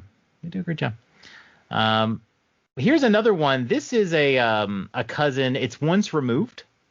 It's Hamajoan Hombi. And she asks, where was our one more thing? I actually agree. I thought we were going to get a one more thing when they came back from the Breath of the Wild trailer and you saw the two dudes. And it's like, at this point, you have to do a one more thing.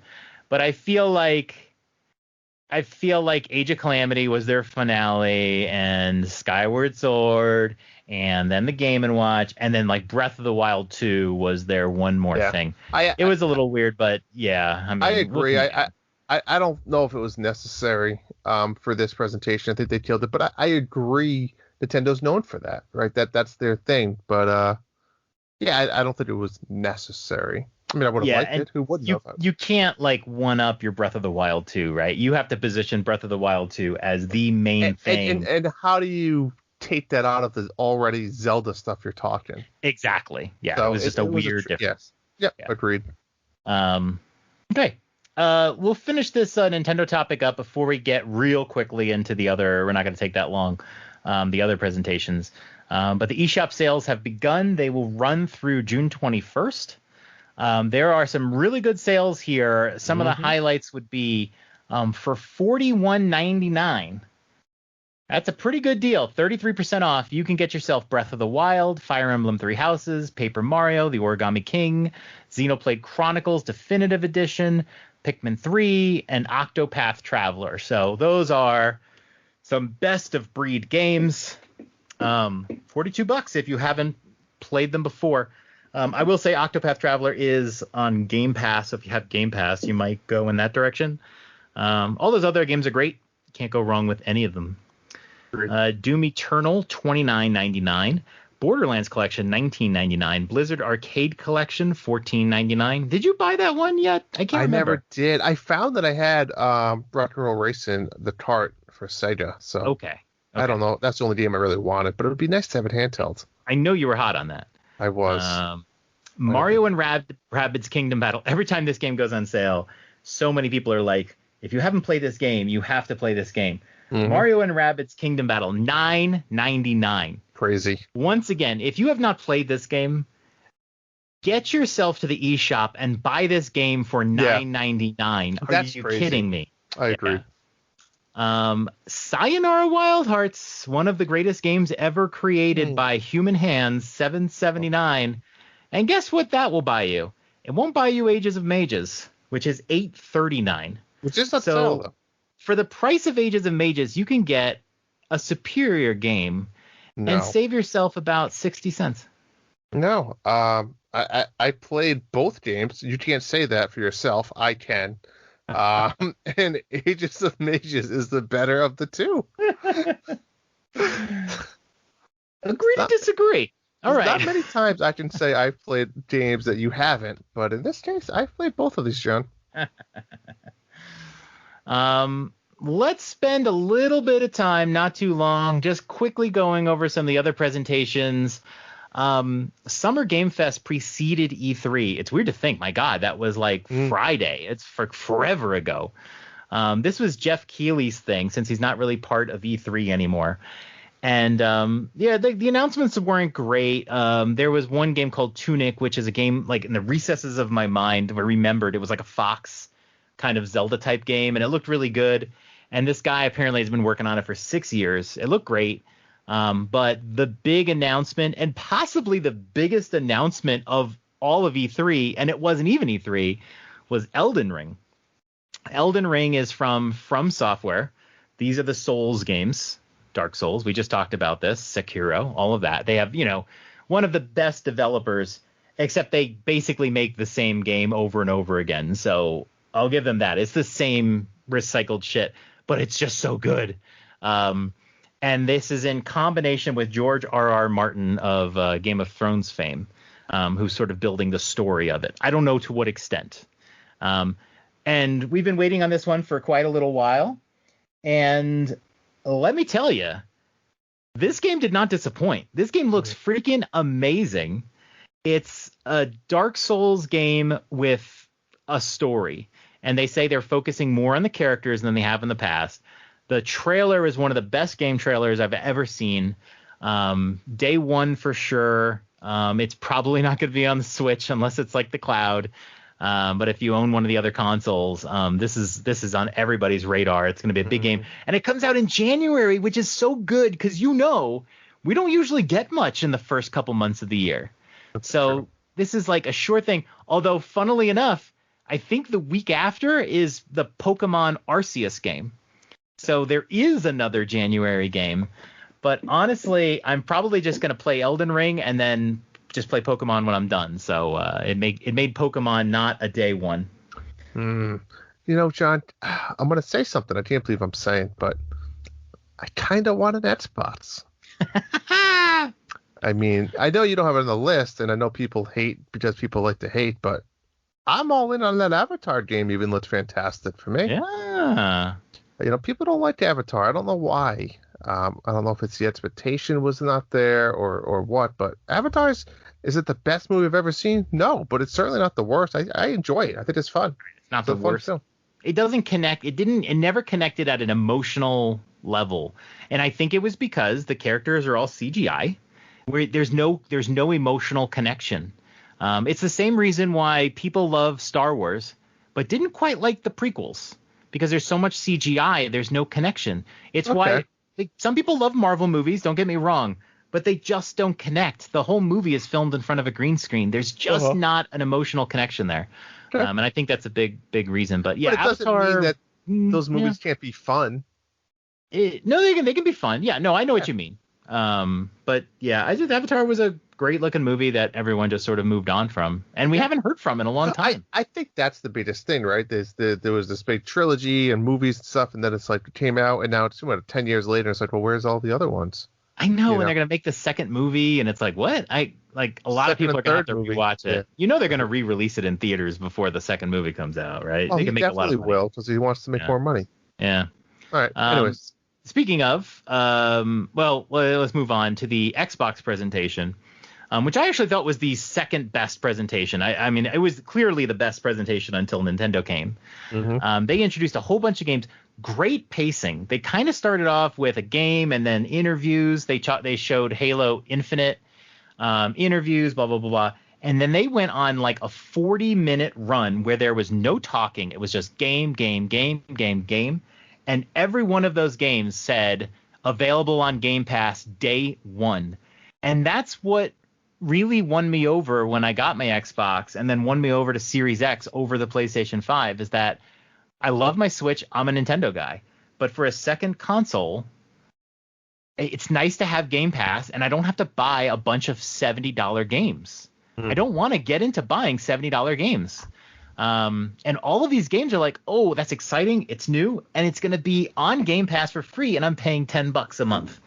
Some of the highlights from this one, especially for you and me, Diablo 2 Resurrected got a date, fantastic. September 23rd. It's not on Game Pass, so it's kind of not a game you want on Game Pass. You want to buy that game because you might go back to it and it might not be there, or you never know. Yeah. I honestly was secretly relieved it wasn't on Game Pass because I want to play this game on my Switch. And we played Diablo 3. It looked really good. And Diablo 2 is basically just Diablo 3 with different levels. Characters and So I want to get this game on my Switch. So I'm excited. I'm just gonna get it on my Switch. Mm-hmm. So September 23rd, and maybe you and I got a plan like just a day where we just play it all day. Yeah, I'm all in. And then big surprise to me because I had just played it was Plague Tale Requiem got announced. This is a sequel to Innocence. And like I said, this game was amazing, 9.5 out of 10. And the sequel looks like they've aged about 5 years. Looks incredible. And then they announced this would be on the Switch as a cloud version. I will play it on Xbox. It's going to be on Game Pass. But if you get a chance, play Plague Tale Innocence. If you get a chance, it is just, you would never imagine how good the game is. But yeah, Xbox had a great presentation. They showed off Starfield, which is a game people have been waiting on for a few years. More of a teaser, but they did announce a date. It's going to be in November 2022, so it's still a ways away. We saw Psychonauts 2, that's coming to Game Pass as well. So they did announce a lot. It was a really good presentation. The problem with Xbox is they just don't have a game that knocks your socks off. They just don't. They don't have the Horizon Zero Dawn or the God of War. They don't have, the games Nintendo can do, the Breath of the Wild 2, and the fun games like WarioWare, like we said. They just don't have it. They have incredible games, but they're just not there. Maybe the next Elder Scrolls will do it, but it's not there yet. But it was a fun presentation. They did a good job. Square Enix, did you saw the Square Enix presentation, or you didn't see that one? I didn't see it. I saw a recap of it, but we talked about a lot of the games that were in Square Enix. They had 40 minutes. They spent the first 20 minutes on Guardians of the Galaxy, a fine enough game if you're into it, but 20 minutes was way too long. Mm-hmm. And it wasn't just trailer. It was a little bit of trailer, and then they just showed gameplay from the beginning. It went on way too long. I was dying for the Life is Strange information. I got it, but they squeezed in all this other news. They rushed it so fast. And one of those was, and this was something a lot of people had been waiting for, especially Jesse, sort of a repackaging of the original Final Fantasies 1 through 6, the 8-bit, 16-bit ones. And it was just like they went through all the titles, 1, 2, 3, 4. It was like a moment where gamers were going to cry because these games mean so much to them. And then they showed no footage, and they said Steam and mobile. And it was the dumbest shit you've ever seen in your life. Like, it was like they leaked their own project and didn't show anything. It was just horrible. It just fired the entire PR staff. Everybody has a mobile phone. They can play it. Nobody wants to play those games with your thumbs. Come on. It's just so bad. I mean, it should be on Switch. It should be on every console. That's when they were made for. It was terrible. And then not even to show any footage. If they would have combined footage and then released it on all the consoles, you would have seen people in tears. They were so happy. And they just didn't. It was really bad. I think they might have had the worst presentation of the show until Capcom came around. So Capcom and Devolver Digital, they were kind of lacking. Devolver Digital did their same old continuation. I know I get on this all the time. Their bloodlust movie, they go over the top. There's cursing, there's violence. It's crazy. But it's like, this is E3. This is about your games. And you're doing this dumb B movie. It's so bad. And they do this every year. I don't understand it. And Jesse told me that their reaction video got demonetized because of the violence. So even the people covering these presentations are getting demonetized because there's too much blood in the video. And there was one point in their 30-minute presentation, they went 8 minutes without showing a single game. It was 8 minutes of this B movie. It was so stupid. Nobody is here. Devolver. Nobody is here to see your dumb movie. They are here to see the great games you make. I love Devolver Digital. They are here to see the great games that you publish. Focus on them. Stop with the B movie. We're not here for your movie. It's stupid. But they did show a game called Demon Throttle, which is like hugely retro. Did you see this trailer? I mean, it's like, I don't know if I did. It like really tickles the retro funny bone. I looked at it a couple times and I'm not even sure how much. It looks like a Pocky and Rocky type retro revival. But with the old synthesized voice and all that. Oh, I did see this. Yeah, it's just like, oh, it just looks so like retro. Oh, it's great. Yeah. So that's that one. And then Limited Run Games actually had a pretty good presentation. They showed off a lot of games. Limited Run, they also do a very funny presentation, but they don't spend all their time doing it. They do some jokes, they do some funny things, and then they show you a game. That's Correct. It. That's perfect. That's what you want. They move on. Yep. They showed Axiom Verge 2 footage, which was awesome. I'm very excited for that. Haven's getting a physical edition. That's the game I was referring to you a couple podcasts ago where I said there was like fucking going on in the first 5 minutes. Ooh, I like that game.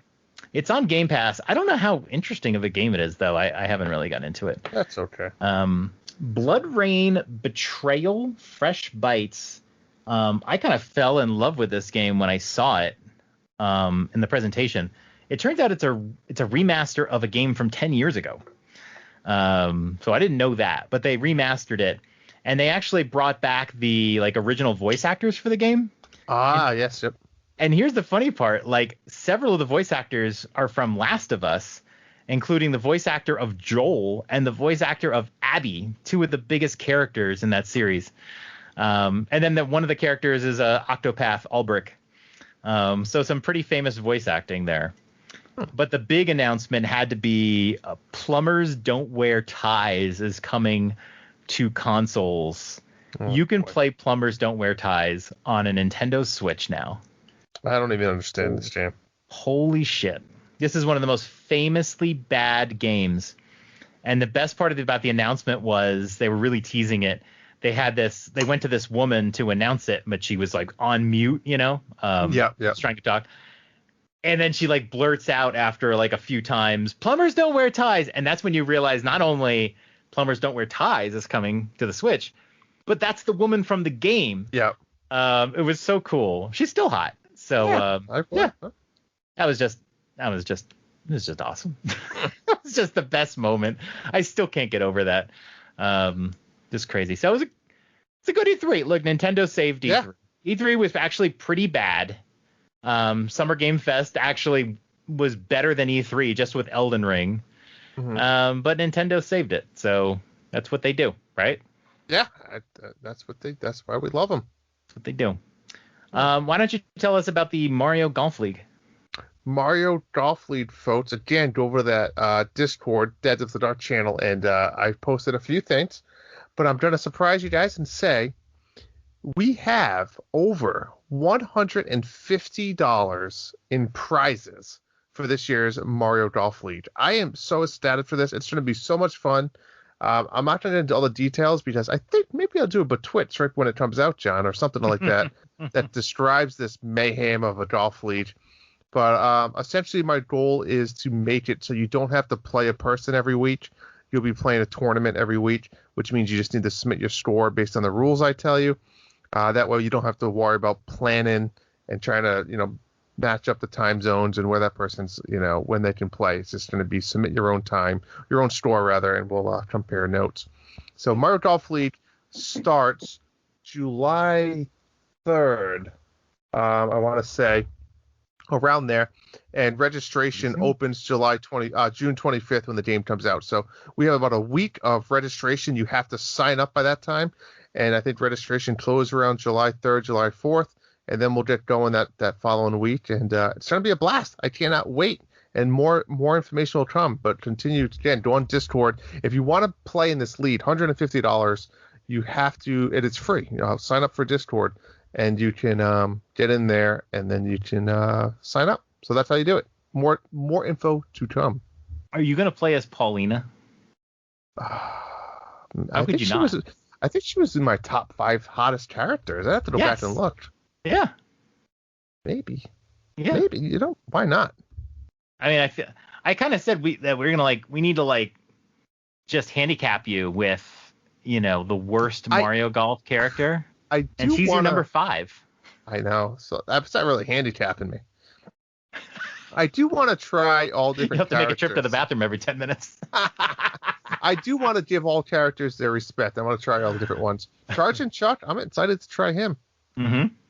But yeah, it'll be fun. Yeah. We'll see what happens. I'm leaning towards Baby Bowser or Charge and Chuck. But again, I gotta play them and see their play styles. Not Baby Bowser, Bowser Jr. Bowser Jr., I'm sorry. There is a difference. I know there is. Bowser Jr. I can't wait. It's 10 days. It comes out in 10 days now. Yes. Yep.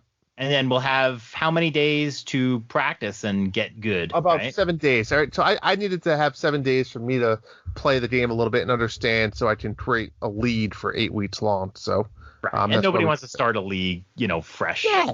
Exactly. So give us a week to practice. Figure it out. Get the trash talk going. Yeah, exactly. We'll have to make the rules though. Maybe no me characters. Only because if you can do a story mode and level up your character, we don't want one character being stronger than another person. So right, exactly. Yeah. And that gives us the week to figure out those rules, right? Yeah, so. We need the time. Yep. Mm-hmm. Okay. And remember to submit your monthly Mayhem score. Metopia. Take a picture of your medals. It's due this Saturday, June 19th. And John, happy Father's Day to all of you dads out there. Hi. You guys do you this weekend. Enjoy yourself. Have fun. Have a truly. Play some Age of Calamity. Watch some golf. Do what you gotta do. Well, nobody's playing Age of Calamity but you. Well, I can't. Yeah. I'm just decided to play a game. I don't want to, like I said earlier. Play something. Just gotta. All right. Now you got to ask me what's happening over the next couple of weeks, John. Yes, Jack, what is happening over the next couple of weeks? March. What the fuck, March?